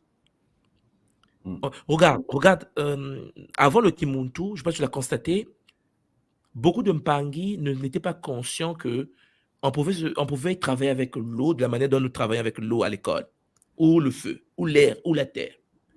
Gataki nous a permis aujourd'hui, Papa Ndemba, de pouvoir prendre conscience que quand tu touches de l'eau, c'est une conscience vivante pilotée par Maasim et Mamba. Mais est-ce que tu te rends compte qu'on est passé à 4 siècles d'esclavage? On dit dans les plantations, papa, on n'avait plus le temps de bosser ces choses-là. On n'avait plus le temps. Et puisque l'école Kimuntu n'est pas limitée à la couleur de peau, je pense que tu l'avais déjà constaté, je le répète tous les jours, ça ne m'intéresse pas la couleur de peau. Ce qui veut dire que lorsque... Tu as déjà écouté le Congolais d'identité? Oui. Voilà. Tu as vu dans le Congolais d'identité, le premier cours de l'école après le Bumuntu, quand tu commences l'école, je vous parle des travaux de Nassim Aramé, dès le début. Et je parle de tout ce qui est structure fractale, puisqu'il explique ça très bien avec des cercles dans les cercles. Je l'explique dans le cours de Congolais d'identité. Et puis à côté, il y a un monsieur que je cite souvent, tant beaucoup ne font pas attention, dès le début du cours, je parle de Karl Pribram. Tu te souviens? Ça m'a échappé un petit peu. La structure holographique du cerveau. Okay. C'est pas des noirs. Et puis, ils expliquent que en fait, le cerveau est holographique. Et il explique, hein, parce que Karl Pribram est sur Internet, les gens peuvent le voir. Pourquoi une école initiatique qui commence? Les premiers cours que j'écris, je cite des tels auteurs. Parce qu'en fait, je brise la glace dès le départ. Ça veut dire qu'en fait, le Kimuntu ne va pas se limiter à des traditions africaines pour libérer la conscience du Muntu. Tous les auteurs qui peuvent nous permettre de mieux comprendre l'Afrique vont être utilisés. C'est le début de l'école. Hein? Ça a commencé par ça. Et ça aide. Pourquoi? Parce que chez Mpangi, aujourd'hui, la structure holographique de l'univers, papa, en Afrique, on n'en parle pas. Tu sais, c'est mathématiques compliquées. Regarde par exemple lorsque je parle de Mouela, la matrice de l'âme avec le Makoko Matatu. Tous les jours, les gens écoutent Makoko Matatu. Mais dans le cours de Congolo d'identité, je parle de Makoko Matatu en s'appuyant sur un mathématicien français qu'on appelle Émile Pinel. Tu te souviens de ça? Avec les champs H1, H2, H3, pour expliquer les 3 piliers cellulaires que les anciens Congos ont captés pour construire la tradition Congo avec Nsako Mpando Nzinga. Mais il y a beaucoup de gens à l'école, mais quand je parle de Pinel, combien de personnes ont déjà pris le livre de Pinel sur la biologie du vivant pour lire? Papa. C'est de ça, Papa Ndemba. C'est-à-dire que le niveau a été mis à un niveau où, tel que celui qui touche à ça, change sa vie, en fait. Change sa vie. Parce que la structure holographique de Karl Pribram, par exemple, permet d'expliquer des phénomènes comme la téléportation, comme le vampirisme, parce qu'ils le traitent dans leur milieu, et je l'explique dans le cours de Congo d'identité, j'ai dit, ils l'ont utilisé dans leur monde spirituel occidental. Moi, tout le monde soit dit, je vais utiliser le même modèle en Afrique pour bien comprendre le phénomène. C'est le début de Kimuntu. Je me souviens encore comme c'était hier. Et ça a donné des choses magnifiques, puisque beaucoup de Mpangais aujourd'hui comprennent maintenant le Ndi, le Nza. Il y a des choses que les gens disent aujourd'hui, même en Occident, hologramme et tout. Beaucoup de gens de Kimuntu sont plus avancés. Puisqu'on en parle depuis 10 ans. C'est ça, en fait. Et là, par exemple, tu vois, ce qui nous intéresse aujourd'hui, c'est quoi? C'est le monde matériel, le monde Mpanzu, permettre aux nôtres de dompter la matière. C'est sur ça que je travaille en ce moment. Mais toujours avec des... Regarde, je suis au Japon. Il y a un Japonais ici, bon, dans les formations, je vais en parler en détail. Il y a un samouraï. Mais est-ce que vous avez déjà une idée des auteurs japonais? Papa Mdemba. Il y a des auteurs qui peuvent nous aider à faire des bons quantiques. C'est ça le Kimuntu, le soutien mental, la capacité de se dire, nous avons eu du retard. Nous avons eu du retard, on était dans les plantations, on le sait. On a été colonisés, on le sait. Mais notre génération va faire ce qu'on appelle le bon quantique. C'est-à-dire de nos traditions qui n'arrivent pas à s'expliquer à la connaissance actuelle du monde actuel. Comme dit notre grand frère Mbong Bassong du Cameroun, que je salue en passant. Avec les travaux de Lia Prigogine, les travaux de René Tombe, des travaux où, quand tu donnes ça à quelqu'un, il a mal à la tête. Mais c'est un truc aujourd'hui, on ira de chez nous, Papa Ndemba. Ouais. Et c'est ça qui monte tout. Et le problème, c'est quoi? C'est que ceux qui n'arrivent pas à cerner ça, ils vont attaquer ça. C'est normal, ils ont mal à la tête. Donc, ils vont attaquer ça. Mais ce qui est bien, c'est quoi? C'est qu'il y a des gens comme toi qui lisent cela, qui postent le beau manteau, qui disent waouh, c'est bien, c'est intéressant, on doit avancer. Et là, aujourd'hui, on parle de la génétique. Demain, je vais vous parler de l'épigénétique. Et que tu connais aussi comment il n'y a pas de fatalité dans l'héritage transgénérationnel. Il n'y a pas de fatalité. Génétiquement, tu as des tares, épigénétiquement, tu résous les tares. C'est connu dans le monde asiatique. Les Chinois le font, les Japonais le font, les Européens le font. L'épigénétique est connue dans leur monde à eux. Mais ma maman qui est au Sénégal, ma maman qui est au Bénin, ma maman qui est au Congo, elle n'a aucune idée c'est quoi l'épigénétique. Et pourtant, ce sont des pratiques qu'elle a à sa disposition dans la tradition. Mais elle peut pas aller à l'église. Voilà ce que nous sommes en train de faire avec Kimuntu.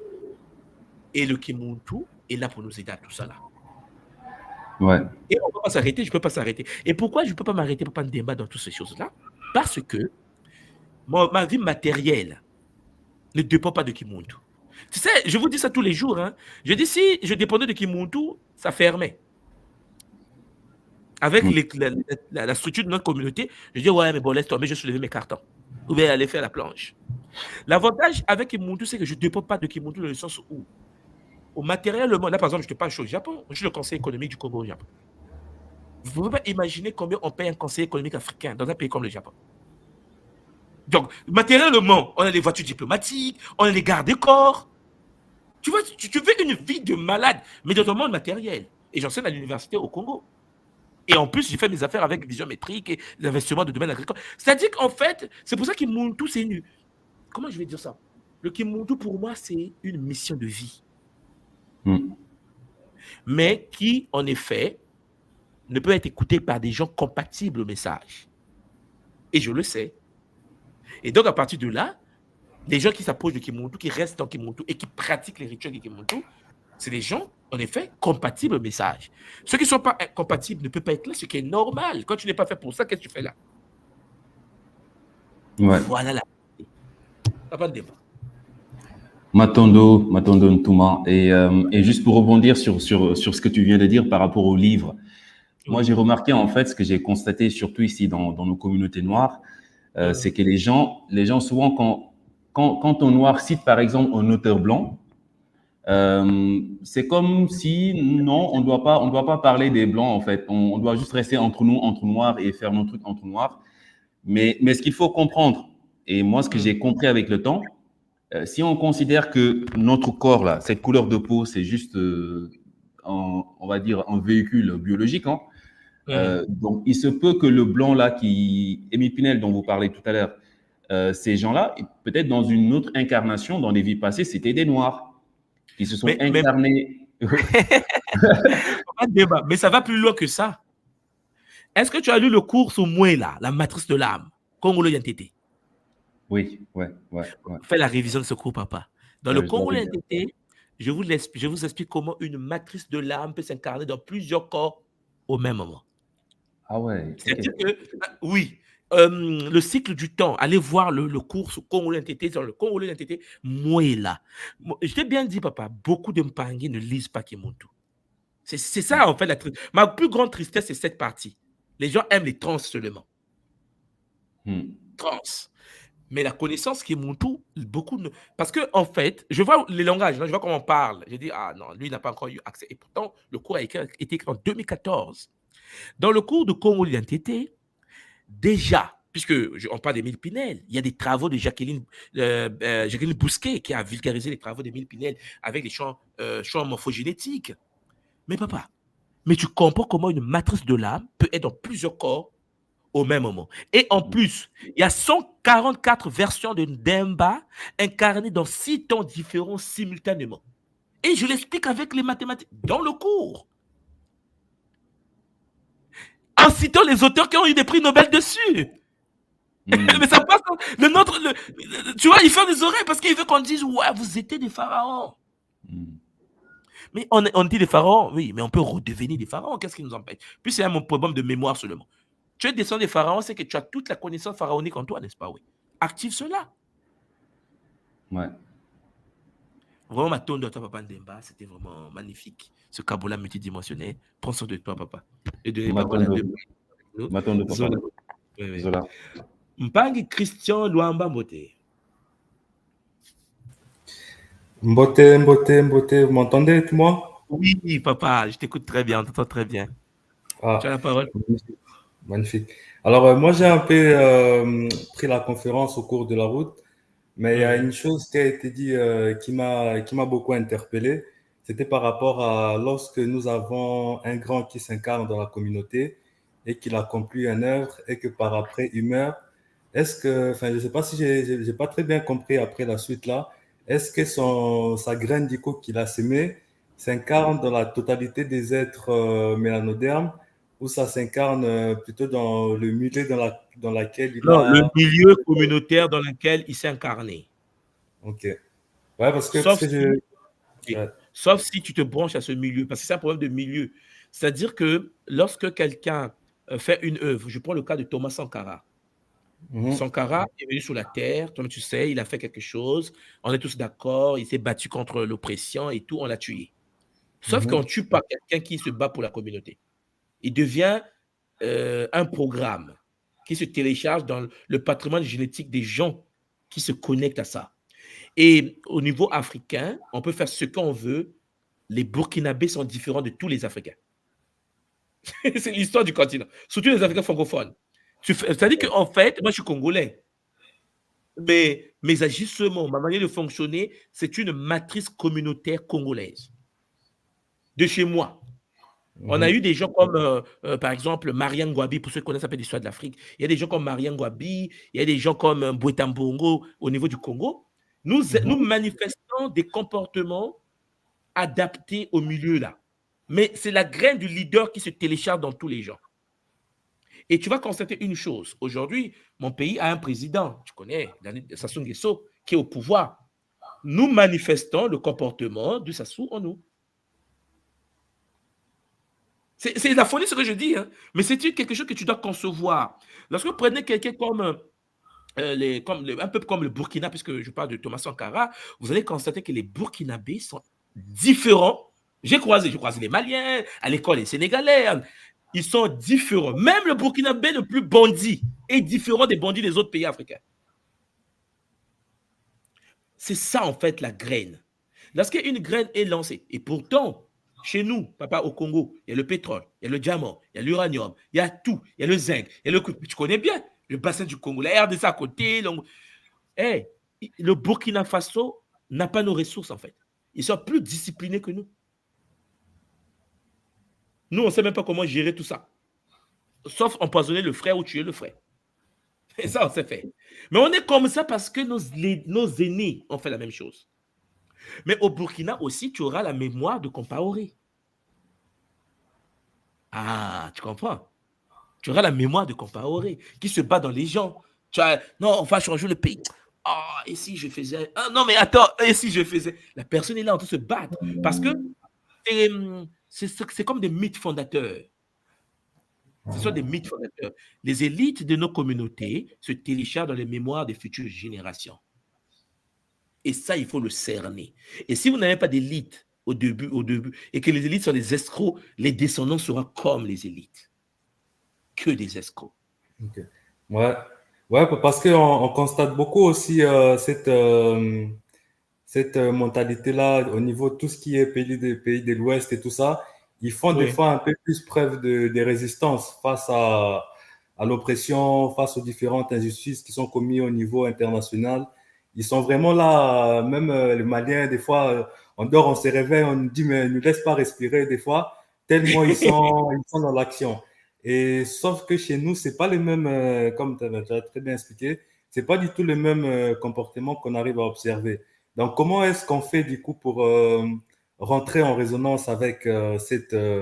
Alors, lorsque tu auras accès aux conférences dont j'ai parlé, il est possible de se brancher, de télécharger un leader dans ton patrimoine génétique et de prendre que son côté positif. C'est possible. C'est-à-dire que ce que je suis en train de dire, c'est quoi? C'est que prends la RDC, que tu connais bien. Quand tu prends la RDC, la République démocratique du Congo, ils ont reçu quelqu'un qu'on appelle Kimbangu. La RDC est le pays le plus riche du continent, du monde. C'est la folie. Comme tu sais, c'est la folie. On ne sait pas ce que c'est le pays là. Mais ils ont reçu quelqu'un qu'on appelle Kimbangu.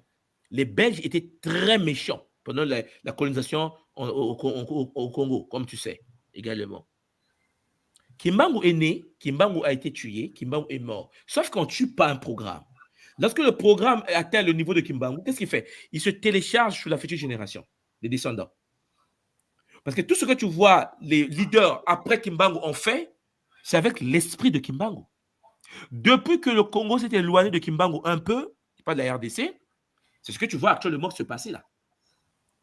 On a eu un moment où il y a eu les Banabilaka, le mouvement des combattants. Quelque chose qu'on peut dire. Lorsqu'ils sont rebranchés au mouvement Kimbangu, en fait, à l'énergie Kimbangu, ils ont brûlé la Belgique. Moi, je me souviens à l'époque, je ne sais pas si tu te souviens, il y avait les combattants qui cassaient la Belgique tous les jours. Mais en fait, les gens n'avaient peur de personne ni de rien.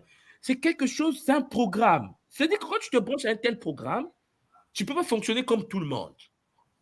Tu as peur de personne. C'est comme ce que tu dis, ce que font les Maliens, ce que font les Burkinabés, ce que font les Nigériens aujourd'hui. Ce sont des programmes. Et les programmes qui se téléchargent dans les générations futures. Et ainsi de suite. Et ainsi de suite. Et dans notre zone, dès que les leaders ont été tués, comme Kimbangu a été tué, était téléchargement, mais tu as vu, comme Mobutu est arrivé, ainsi de suite. Regarde, comme s'il n'y a pas eu de leaders dans la zone. C'est calme, hein? Regarde, c'est calme. Comme s'il n'y a pas eu de leaders dans la zone. Et pourtant, il y a eu des leaders. Leurs mémoires ne sont pas actualisées. Les gens ne savent pas qu'on peut utiliser la mémoire d'un ancêtre passé pour faire un combat sur le terrain. On ne sait plus ça. On a peur des culs des ancêtres. Tout le monde est devenu chrétien. Donc, on a peur de parler aux morts. Mais les morts ne sont pas morts pour nous. Voilà ce que je sais te dire. Et c'est la même chose en Afrique du Sud. Regarde, tu as un peuple Zoulou. Ils ont eu Shaka Zulu. Dès que Shaka Zulu est mort, les Anglais pensaient que les Hollandais, tous ces gens, ils pensaient que c'est mort pour l'Afrique du Sud. Mais, papa, de Shaka Zulu à Zuma, en fait, c'est chaud. Les Zoulous arrivent même à tuer même les Noirs, les propres frères. Tu vois, l'Afrique du Sud, c'est la folie. Comme à l'époque des anciens, c'est-à-dire que c'est des monstres. Ils tuent même les nôtres, ils tuent même les enfants. Les Burkinais, comment on appelle, Zimbabwéens, les Congolais, les Nigérians. Je connais les guerres qui se passent là-bas. Mais les Zoulous, parce qu'en fait, on a hérité de quelque chose. Shaka Zulu a tué des autres tribus pour les unifier. Je sais pas si tu sais l'histoire de Shaka Zulu. Il a bastonné les autres familles. Génétiquement, les descendants ont hérité de ça. Pour résoudre ce problème, il faut remonter à celui qui a laissé la graine. Nous, on pense que c'est parce qu'on sait lire et écrire et compter qu'on va résoudre les problèmes du continent. Non. Il faut télécharger des programmes. Il faut toucher les ancêtres compatibles au combat que nous menons. Et à partir de là, le combat sera efficace. Est-ce que tu me comprends? Ouais, je comprends tout à fait. Je comprends très, très bien. Parce que c'est vraiment cette besoin-là qui m'appelle de vraiment essayer de rentrer en résonance avec tout cet esprit, je ne vais pas dire esprit de la rébellion, mais essayer de vraiment essayer d'apporter un peu notre contribution, quoi, dans le combat qui se présente devant nous. Et c'est juste un peu essayer d'éclaircir la nécessité. Il faut nettoyer l'ADN. Ouais. Et il faut prendre conscience des enjeux. Regarde, le Cameroun a reçu un libérateur, un révolutionnaire qu'on appelait dans l'histoire Ouniobé. C'est quelqu'un de connu sur le continent, c'est l'histoire de notre peuple. Pour ceux qui connaissent le Cameroun et qui connaissent l'histoire de ce monsieur, savent que aujourd'hui, même jusqu'à aujourd'hui, 2024, la France ne peut pas venir au Cameroun faire ce qu'il fait dans nos petits pays du quartier, là.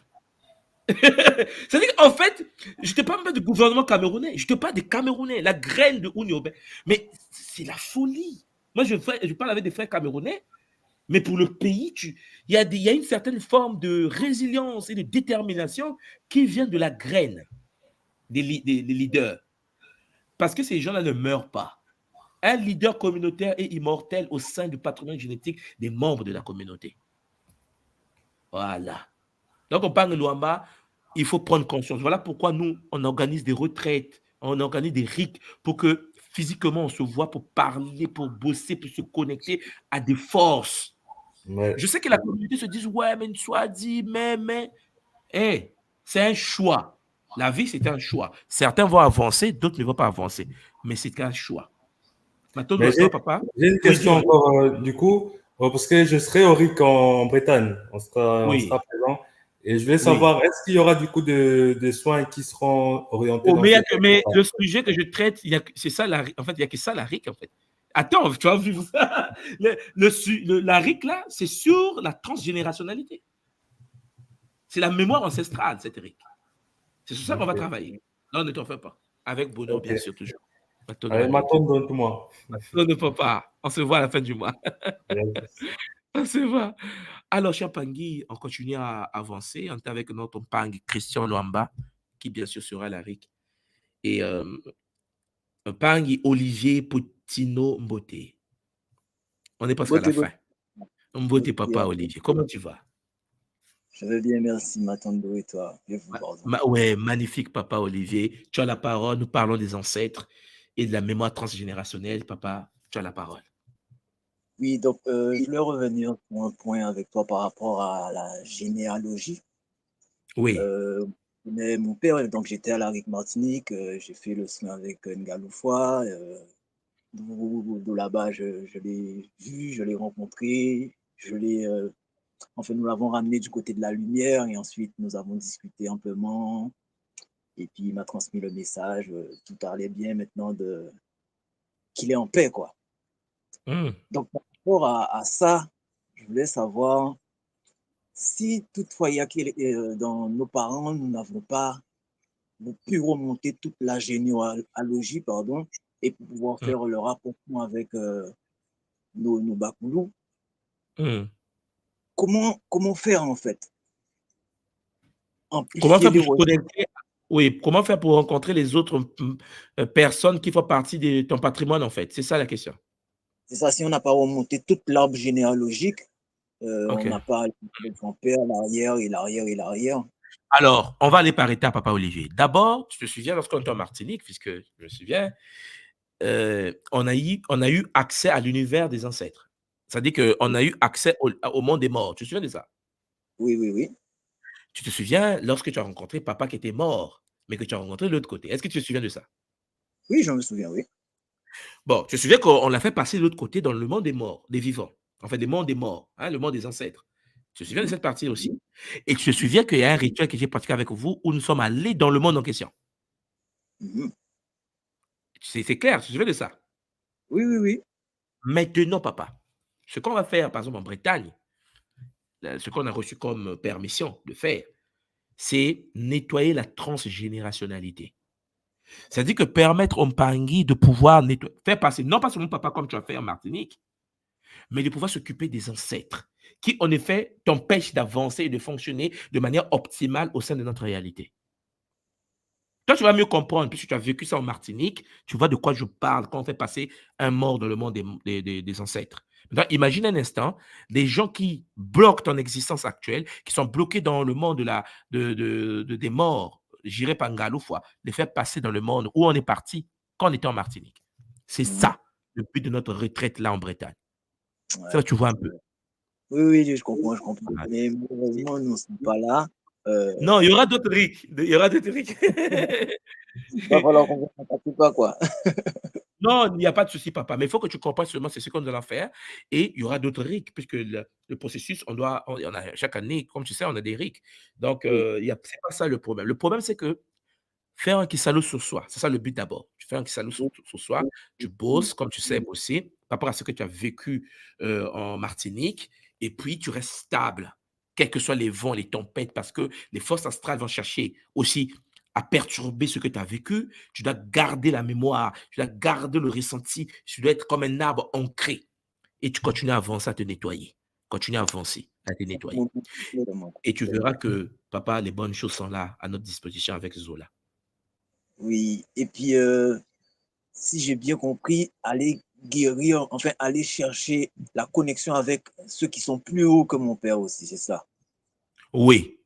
Ton père, c'est la première génération seulement. Parce qu'au niveau de ce qu'on va faire, c'est d'apprendre à rentrer en contact avec toutes ces lignées-là. D'accord. C'est ça qu'on va En faire. fait, Ouais. on a les 3 conférences des Bakoulou aussi, donc on va travailler sur ça et puis par la suite, on pourra faire le, le temple aussi pour Le les temple. Bakoulou. Tu as écouté les 3 parties? On n'a pas encore commencé, mais on s'y met dessus parce qu'avec maman, on a fait le Longo aussi en Martinique. Donc Oui, en Martinique. Oui. Non, mais papa, oui. Mais alors, toi qui as fait le Longo, oui. est-ce que tu te souviens de ce qui s'est passé de l'autre côté lorsque tu as fait le Longo? Il y a beaucoup de choses dont je me souviens, mais Oui. vraiment. Non, un exemple seulement, pas tout. On ne peut pas donner tout là. Qu'est-ce que tu te souviens, par exemple? Qu'est-ce qui s'est passé? On était vraiment dans une paix que dans la matière qu'on ne maîtrise pas. C'est comme ça que je peux le Résumé, quoi. symboliser. Ouais. Ah ouais. Parce que c'est Ah, c'est pas. magnifique. En fait, on n'est plus. On ressent plus, quoi. Le corps, il est laissé de l'autre côté et puis on est en relation avec les guides matiques de l'autre côté, quoi. Alors, on aura, comme tu sais, le Longo en Bretagne, encore. Pour d'autres, on parie, les nouveaux paris vont faire leur Longo. Donc, ils vont vivre ce que tu as vécu avec maman, Ah qui ouais. permet en fait la fusion totémique. La fusion totémique, papa Olivier. Oui. Et puis, il y a une autre question aussi qui me vient par rapport aux relations père-fils. Moi, j'ai fait Oui. le long cours avec maman. Mm. Elle a son fils qui vit avec nous, qui est majeur. Mais moi, j'ai mon fils que j'ai eu auparavant avec une autre femme. Mais lui qui vit avec sa mère. Mais que c'est un petit peu, on va pas dire tendu, mais il a plus son côté caractériel aussi qui est assez fort. Donc, Mm. tout ce que j'ai quand même assimilé, le travail, il passe quand même par moi, quoi, pour avoir une répercussion sur lui. Oui. Ce que tu fais comme travail sur toi impacte tes enfants. Ok. Oui. Maintenant, ton enfant n'a pas que toi en lui. Il y a Oui, la mère. ça, je Oui. sais. Donc, en somme, oui, ce que tu fais comme travail va l'impacter. Ton côté sera impacté énergétiquement, c'est normal. C'est ta descendance. Mm. Ouais, mais il y aura peut-être un combat en lui, hein, entre ce que tu apportes comme énergie et ce que maman apporte aussi comme énergie. Ça, je sais bien, ça, j'ai compris ça même avant que je rentre dans l'école. J'avais déjà compris il y a d'autres choses qui se manifestent, quoi. Mais ça va aller, papa. Continue à bosser. C'est pour le bien-être de la lignée, le bien-être de ta famille et le bien-être de la communauté qui va avec. OK, papa? Attends, papa. Attends à toi, papa Olivier. Beaucoup de Zola. Attends à toi aussi. Cher Pangui, vraiment, chaque chose a un commencement et une fin. Je vois, Nga Christelle, tu veux te connecter, mais ton appareil dit non connecté. Je pense qu'il faut te déconnecter et revenir parce que je n'arrive pas à te faire rentrer, Nga Christelle. Et avant que je termine cette séance, j'aimerais tout simplement donner la parole à Nga Elisha qui a commencé avec moi sur ce plateau. Maman Elisha, est-ce que tu as eu certaines réponses aux questions? Le sujet sur les Bakoulou. Comment tu trouves cela, maman? Tu as la parole. Matondo, papa, Matondo, les questions des autres Pangui sont vraiment venues enrichir aussi et répondre à toutes les questions que j'avais. J'aurais peut-être une toute dernière question, papa. C'est par rapport à oui, on va dire aussi nos Bakoulou, hein, nos ancêtres, mais qui sont morts il n'y a pas longtemps. Par exemple, dans mon cas, j'ai 2 mamans qui sont décédées ici en Europe. Et depuis que je les ai fait passer pendant les RIC, elles demandent en fait à être enterrées, de repartir de l'autre côté. Comment on peut apporter ça maintenant en fait à la famille? Parce que finalement, c'est elles qui avaient décidé de rester ici, d'être enterrées en Europe. Mais une fois de l'autre côté, passer chez les anciens, elles demandent en fait qu'on ramène le corps à la maison. Comment on peut faire descendre ça dans une famille très chrétienne où certains vivent ici? On fait comment pour faire ça? Ou on les laisse se débrouiller de l'autre côté? Non, parce que, alors, je t'explique. Est-ce que tu as écouté le Kaboula sur Ngaloufwa, le maître de la mort? Hein, le Kaboula que je vous avais partagé. Tu te souviens, hein? Totalement, papa. Oui. Bon, alors, pourquoi je parle de ça? Parce que dans Ngaloufwa, je vous ai expliqué quelque chose sur le phénomène de réincarnation selon notre tradition. La manière dont ça fonctionne au sein de la tradition Congo, l'école qui monte. C'est-à-dire qu'en fait, lorsque tu es enterré quelque part, c'est là où c'est le terrain sur lequel tu vas te réincarner. C'est-à-dire, on se réincarne là où on est enterré. Tu me suis là? Totalement, oui, oui. Oui, ça veut dire que la maman qui demande d'être enterrée au pays, il faut lui dire à la maman d'apparaître dans les rêves des autres. Regarde, c'est simple. Il faut lui faire comprendre de pouvoir apparaître dans les rêves des... Parce qu'elle est capable de le faire maintenant, puisqu'elle avait traversé. Qu'elle apparaisse dans les rêves des gens de la famille. S'il y a quelqu'un, les gens qui prennent les décisions de la famille, les chrétiens là, ils vont même dire que non, c'est Dieu qui leur a dit, c'est fait rien. C'est comme ça, mais qu'elle apparaisse dans les rêves de ces gens-là pour leur faire comprendre qu'elle veut que son corps rentre au pays. Parce que le fait que toi, tu es dans la tradition, et si tu donnes une telle information, ils vont prendre ça au sens où c'est la sorcellerie. C'est pas normal, elle était déjà enterrée, que les morts pleurent leurs morts. Tu vois, les chrétiens, ils vont attendre la résurrection de Jésus. Mais sauf que, eux, de l'autre côté, ils ont compris qu'en fait, là où tu es enterré, c'est là où tu vas te réincarner. Et elle ne peut pas se réincarner au pays. Sauf si on l'amène au pays.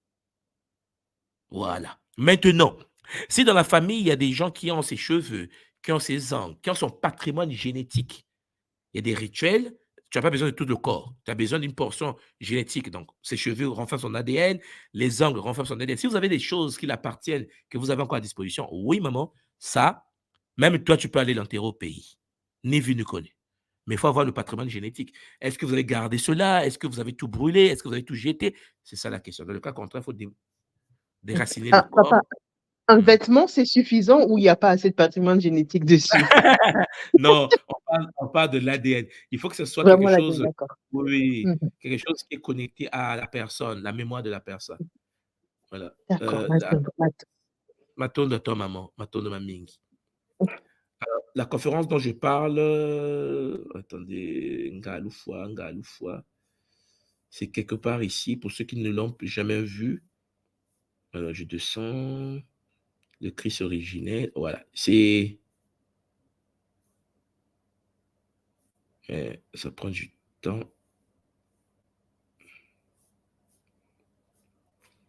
Bon, ça charge. C'est quelque part là, mais c'est en train de charger. Bon, il n'y a pas de problème. Donc, Ngaloufwa, c'est un sujet qu'il faut bosser parce que vous allez comprendre la mort et ainsi de suite. Alors, maintenant, à toi, maman, Nga Elisha, voilà, Nga Christian n'a pas pu monter parce qu'elle a un problème de connexion. Papa Ndemba qui est encore là, je ne sais pas si tu as quelque chose à dire une dernière fois avant que je ferme tout cela. Et puis, pour que nous puissions, en effet, nous redonner rendez-vous plus tard. Papa Ndemba. Oui, bon, je pense que tu as pu répondre à mes questions. Donc, moi, je tenais à te remercier encore une fois, Touman. Merci Matondo pour l'œuvre aussi. C'est vrai qu'il y a pas mal de choses à découvrir, déjà rien qu'avec le Bumuntu. Il y a beaucoup de choses à travailler. Et quand je parle de travail, je ne parle pas que juste écouter les audios ou bien regarder les vidéos. Je pense qu'il faut aller faire des recherches soi-même. Effectivement. Dans chaque compartiment, dans des moindres détails. Et je pense que c'est à partir de là qu'on pourra surtout éviter éviter de tomber dans une sorte de rapport entre comme si on était dépendant des connaissances que tu nous transmets. Effectivement. Voilà. Alors qu'on peut réellement aller faire cette démarche-là avec les petites pépites que tu nous partages de temps en temps, nous-mêmes aller nous renseigner davantage et fortifier nos connaissances, quoi. Voilà. Magnifique, papa. Vraiment, tourne à toi, papa Ndemba. C'est un plaisir de t'avoir sur le plateau ce soir. Zola, vraiment à toi. Mato de Maming. Zola, papa. Alors, Champangui, à la dernière seconde, apparaît Ngaï Mele. Bon, quand Ngaï Mele apparaît comme ça, c'est compliqué. Comme Bote Ngaï Mele. Bote tout le monde, bote tous les Zola Pangui. Bote toi, papa. Alors, on t'écoute, papa Imele. Est-ce que tu as suivi toute la séance ou bien tu viens d'arriver? Est-ce que tu as eu accès au Bakoulou, les 3 parties? On t'écoute, papa. Oui, j'ai suivi toute la conférence et comme dit souvent maman Zeba, c'était comme du petit lait, même si je ne bois pas du lait. Alors, je vais réagir rapidement par rapport à la préoccupation de Nga Elisha. Oui.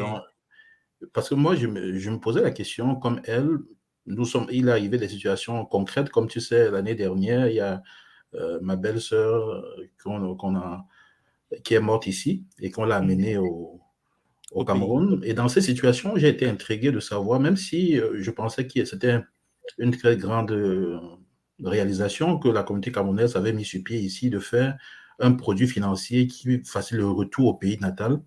Mais à ce moment, j'étais intrigué de voir qu'au moment du retour comme tel, le corps est quand même vidé d'un certain nombre de choses. Ouais, ils enlèvent certains organes. C'est ça. Et là, je me dis, lorsque ça arrive au Cameroun, on arrive à enterrer quand même. Est-ce que du fait de la réincarnation, elle est quand même brisée du fait que ce n'est pas tout le potentiel, ce n'est pas le corps entier qui arrive au Cameroun et qu'une partie soit restée ici pour des besoins souvent qu'on ignore. Donc, je ne sais pas, à ce moment-là, on peut avoir un bris dans le processus normal de la réincarnation. C'était ça ma préoccupation, maintenant. Non. En fait, tout dépend du rituel seulement. C'est-à-dire que, oui, même si tu prends 2 cheveux de la personne, le corps, tu peux jeter. En fait, ouais, c'est l'ADN. Notre problème à nous, c'est l'ADN. OK? Il faut, lorsque vous avez l'ADN de la personne, vous avez la possibilité de déprogrammer, de déconnecter la conscience de la personne du corps biologique. C'est un rituel, en fait. Tu vois? Parce que n'oubliez pas que la majorité des nôtres qui meurent en Occident, la majorité, 99,99% des nôtres qui meurent dans la diaspora en Occident, les cœurs, le foie, les reins, les organes sont récupérés par le système. Parce que n'oubliez pas que ça se vend. Donc, il y a des gens ici, là, ta mère était morte à Paris, tu l'as enterrée, son cœur est dans le cœur de quelqu'un d'autre. Il y a des moments où ils ne te demandent même pas la permission. Je ne sais pas si tu comprends. Ça dit que c'est des choses que les gens font. Ils opèrent la personne. Tu ne sauras pas, puisque le corps est zingué, mis dans un cercueil bien fermé. Toi, pour toi, on va dire oui, ça va en Afrique, il ne faut pas l'ouvrir. Parce que ça va pourrir et tout. Donc, ils te donnent des théories comme ça. Ils ont enlevé les organes, ils ont tout enlevé. Mais ils le greffent dans le corps d'autres personnes. Et vous savez bien que la mémoire d'une personne dans le corps d'une autre personne, ça permet le fonctionnement, ça peut perturber le fonctionnement énergétique de celui qui est parti, puisque son cœur est ailleurs. Or, il y a des rituels de déconnexion de Ngaloufwa, c'est-à-dire que la possibilité de déconnecter un corps, je pense que le Bamileke mettait ça très bien, c'est-à-dire que la déconnexion d'un corps, d'une conscience à son corps biologique, tout simplement. On te déconnecte, ton corps biologique n'a plus de sens, la personne se libère. Voilà. Donc, ça, c'est des choses qu'il faut commencer à intégrer dans notre manière de fonctionner. Parce que lorsque quelqu'un meurt au pays, même hein, même au Congo, chez nous, quand quelqu'un meurt, les parents rentrent de la mort pour dire. C'est-à-dire que même à la mort, on vend les organes. Je ne sais pas si tu as suivi ça. Où les sœurs rentrent pour sauver le corps, quand on lave le corps, parce qu'il a peur que. Il ne faut pas que pendant que vous regardez à gauche, il y a quelqu'un qui passe, il ouvre, il enlève le rein, il met dans les glacières, ils vont vendre. Il y a un réseau mondial de vente des organes. N'oubliez pas ça. Et ça perturbe l'ADN. L'ADN de Aïmele se retrouve dans le corps d'un Chinois. Parce que la sœur d'Aïmele ou le frère d'Aïmele qui est mort, on a pris le corps, on a enterré, mais le foie a été vendu ou le cœur a été vendu. Un milliardaire, je ne sais pas, saoudien. Aïmele encore vivant, il vit au Canada, mais ils sont que même ses rêves ont changé. Tu commences à rêver les Saoudiens dans la tête, quoi. Tu dis, mais qu'est-ce qui m'arrive? Pourquoi je rêve la Chine? Pourquoi je rêve Parce que, en fait, la sœur qui a le patrimoine génétique mitochondrial de AML se retrouve bloqué dans un corps. Il faut le déprogrammer. Il faut que ça devienne un simple organe, mais la conscience doit être vidée de ça. Ça, c'est des rituels des anciens qu'on pratique dans la tradition. Mais il faut qu'on en parle, il faut que ça devienne quelque chose de commun des mortels. Il faut que les gens prennent conscience que ça existe, qu'on avance avec Zola. AML. M'attends, papa, m'attends. Voilà. Mais est-ce que tu as eu accès à ces 3 conférences? Non, pas encore. Je n'ai pas encore fait les 3 conférences, mais les conférences de Ngaloufwa, oui. Ah, Ngaloufwa, c'est ton domaine. Ça, c'est pas un problème. Mais tu vas voir qu'il y a un lien entre les Bakulu et ça. Hein, les Bakulu et ça, et ce que tu vois là. Et puis, est-ce que tu as accès à Nswa Dicast? Oui. Alors, est-ce que tu as écouté les 6 dernières vidéos que je viens de mettre, audio que je viens de mettre? Ah non, pas encore. Oh, non, je sais que tu es très occupé là, mais bon, tu vas avoir le temps. Il y a les 6 et puis on pourra en parler même en privé. Il y a les 6 Kabula que j'ai mis dedans là. Ça va te faire du bien, papa. Ça part de l'équilibre, ça m'interpelle parce que il faut les 3 piliers, mais il y a des moments où on est sur Panzo, il faut équilibrer. Non, il faut équilibrer toujours, papa. Il faut toujours équilibrer. Nous tous sommes Panzo. Il faut Nsaku, il faut Zinzinga. Ok, papa? En effet, papa. Maintenant, ma mingi. Papa. Zola, toi. Alors, on est avec Nga Imele. Vous voyez bien que ce n'est pas les Nga que nous clôturons la séance. Nous avons donc Nga Christelle Djantou qui est là avec nous. Maman Djantou, est-ce que tu me suis? Tu as la parole, maman. Allô? Allô, maman. Ah, tu as eu des problèmes de connexion, hein? Oui, c'était pas facile, mais j'y suis arrivée. Bon, c'est bon, maman. Alors, maman Christelle, on t'écoute, maman. D'accord. Ma question touche la le transgénérationnel, papa, au niveau des flammes jumelles. Avec tout le travail qu'on fait sur nous actuellement, les nettoyages, les guérisons, tout ce qu'on fait par rapport à nos ancêtres, à nos Bakulu, au niveau du Mwela, de la flamme jumelle, pour le Kunaka, est-ce que ce travail impacte notre flamme jumelle? Si, par exemple, on ne la connaît pas à tout hasard, si on la connaît, je sais qu'avec le Longo, on équilibre les choses, mais pour ceux qui ne connaissent pas leur flamme jumelle, est-ce que le travail se fait au niveau des 2 âmes qui ne font que un, ou est-ce qu'il faut que la seconde partie fasse aussi son travail pour permettre le Kunaka? Non, le travail de l'un a des répercussions sur l'ensemble de la matrice d'âme.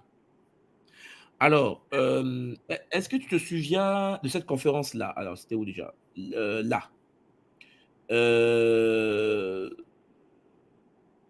Cette série de conférences. Les mystères de... Voilà. Et puis, les mystères de King Kento, la vision Congo du couple cosmique, âme, sœur, flamme jumelle. Tu te souviens de ça? Oui, je me souviens, papa. Oui, et dedans, je vous ai expliqué déjà comment fonctionne le réseau de flammes jumelles là. Et il faut bien comprendre que lorsque une des consciences interconnectées à la matrice de l'âme fait un Kisalou, il y a une répercussion sur la matrice globale de l'âme qui intervient dans la vie des autres membres de la matrice de l'âme. C'est pour cela, tu vas te rendre compte que le niveau de la conscience de l'humanité est en train de monter. Au même moment, l'Afrique aussi, son niveau de conscience est en train de changer. C'est-à-dire que c'est interconnecté, c'est comme une grille. Nous sommes tous branchés dans la matrice de l'âme. Par exemple, maman Christelle, ta matrice à toi d'âme originelle est connectée à d'autres Mpangi qui peuvent être chinois, coréens, français, machin, et qui sont connectés à la même matrice que toi. Donc, tu vas te rendre compte que le Kisalu que eux ils font a des répercussions également sur toi. Donc, tu te dis, mais attends, mais avant c'était difficile, mais en fait, mais attends, qu'est-ce qui se passe? J'ai changé, ça devient facile pour moi. Parce qu'en fait, au même moment que toi tu fais le Kisalu, les autres font le Kisalu. C'est comme si ton Kisalu les impacte au même moment. Tu me comprends? Je comprends, papa.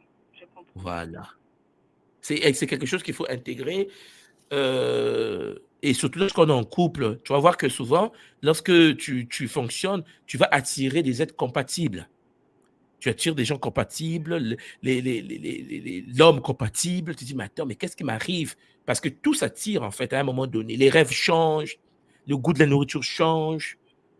Il y a des moments où tu es assis, tu es calme, tu sens du sushi dans la bouche.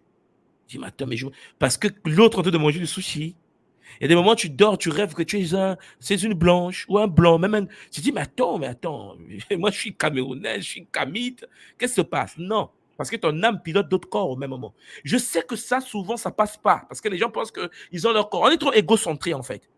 Tu vois, il n'y a que lui, il est seul. Il oublie qu'en fait, c'est qu'une âme dans un corps et sa matrice d'âme supérieure est dans d'autres corps au même moment. D'accord. Ouais. Ce qui fait que quand on travaille sur ce corps-ci, ça impacte soit les 800 et quelques pour les normaux, soit les 1700 pour les Banabilaka en même temps. Effectivement, au même moment. Dans les temps différents. Oui. D'accord. Voilà. C'est ce que je voulais savoir, en fait, Papa Matondo nga Christian Diontou Zola. Alors, Champangui, on était avec nga Christian Diontou, nga Imeli vient de partir et tous les Mpangui en ligne. Ça fait plaisir de vous voir si nombreux connectés aujourd'hui. Il y a encore des Mpangui qui sont en train de rentrer, mais je peux vous faire rentrer parce qu'on a déjà fait 2h56. C'est quand même beaucoup. Vous voyez, dans 4 minutes, on va 3 heures de Kaboula. Matondo pour votre présence. J'espère que ce sujet sur l'univers des Bakolo est un sujet qui vous a fait réfléchir et que vous allez comprendre les enjeux et que vous allez rester concentré et développer de l'identité. Pour ceux qui ont le Kongolo d'Azolé de l'école qui monte toujours, il y a un chapitre sur le Kinkolo, l'identité, les 15 structures d'identité du monde, tous les 5 groupes d'identité. Allez voir ce cours très important pour notre compréhension des choses qui sont en train d'arriver. Vraiment, Champangui, prenez vraiment soin de vous. J'espère que vous m'avez bien cerné. Pour ceux qui viennent d'arriver, je vais repartager ce que je voulais aujourd'hui que vous puissiez avoir. Vous avez donc à votre disposition une trilogie que vous pouvez trouver sur le site de kimuntu.com, sur la webconférence. Cette trilogie que vous voyez ici, là, sur Bakulu, les ancêtres. Et puis, il y a tout un site que j'ai mis en place qui est consacré aux ancêtres. Voilà, vous pouvez aller voir, prenez la possibilité d'aller vous connecter à ça. Vous avez la possibilité de comprendre comment ça fonctionne. Pour ceux qui ont des questions, on a mis des vidéos ici, là, pour vous expliquer comment se créer un compte, comment se connecter à Nswadicast, vraiment pour vous aider à avancer sur notre plateforme, le nswadicast.com. Champangui, c'était en effet votre tout moi, Nswadi Kimbazi, Longi de l'école initiatique Kimuntu, école initiatique d'élévation de conscience. Zola, Zola, Zola. Matondo Mamengi, à bientôt Mpangi, peut-être demain. Allez, à bientôt. Zola, vous tous les Mpangi.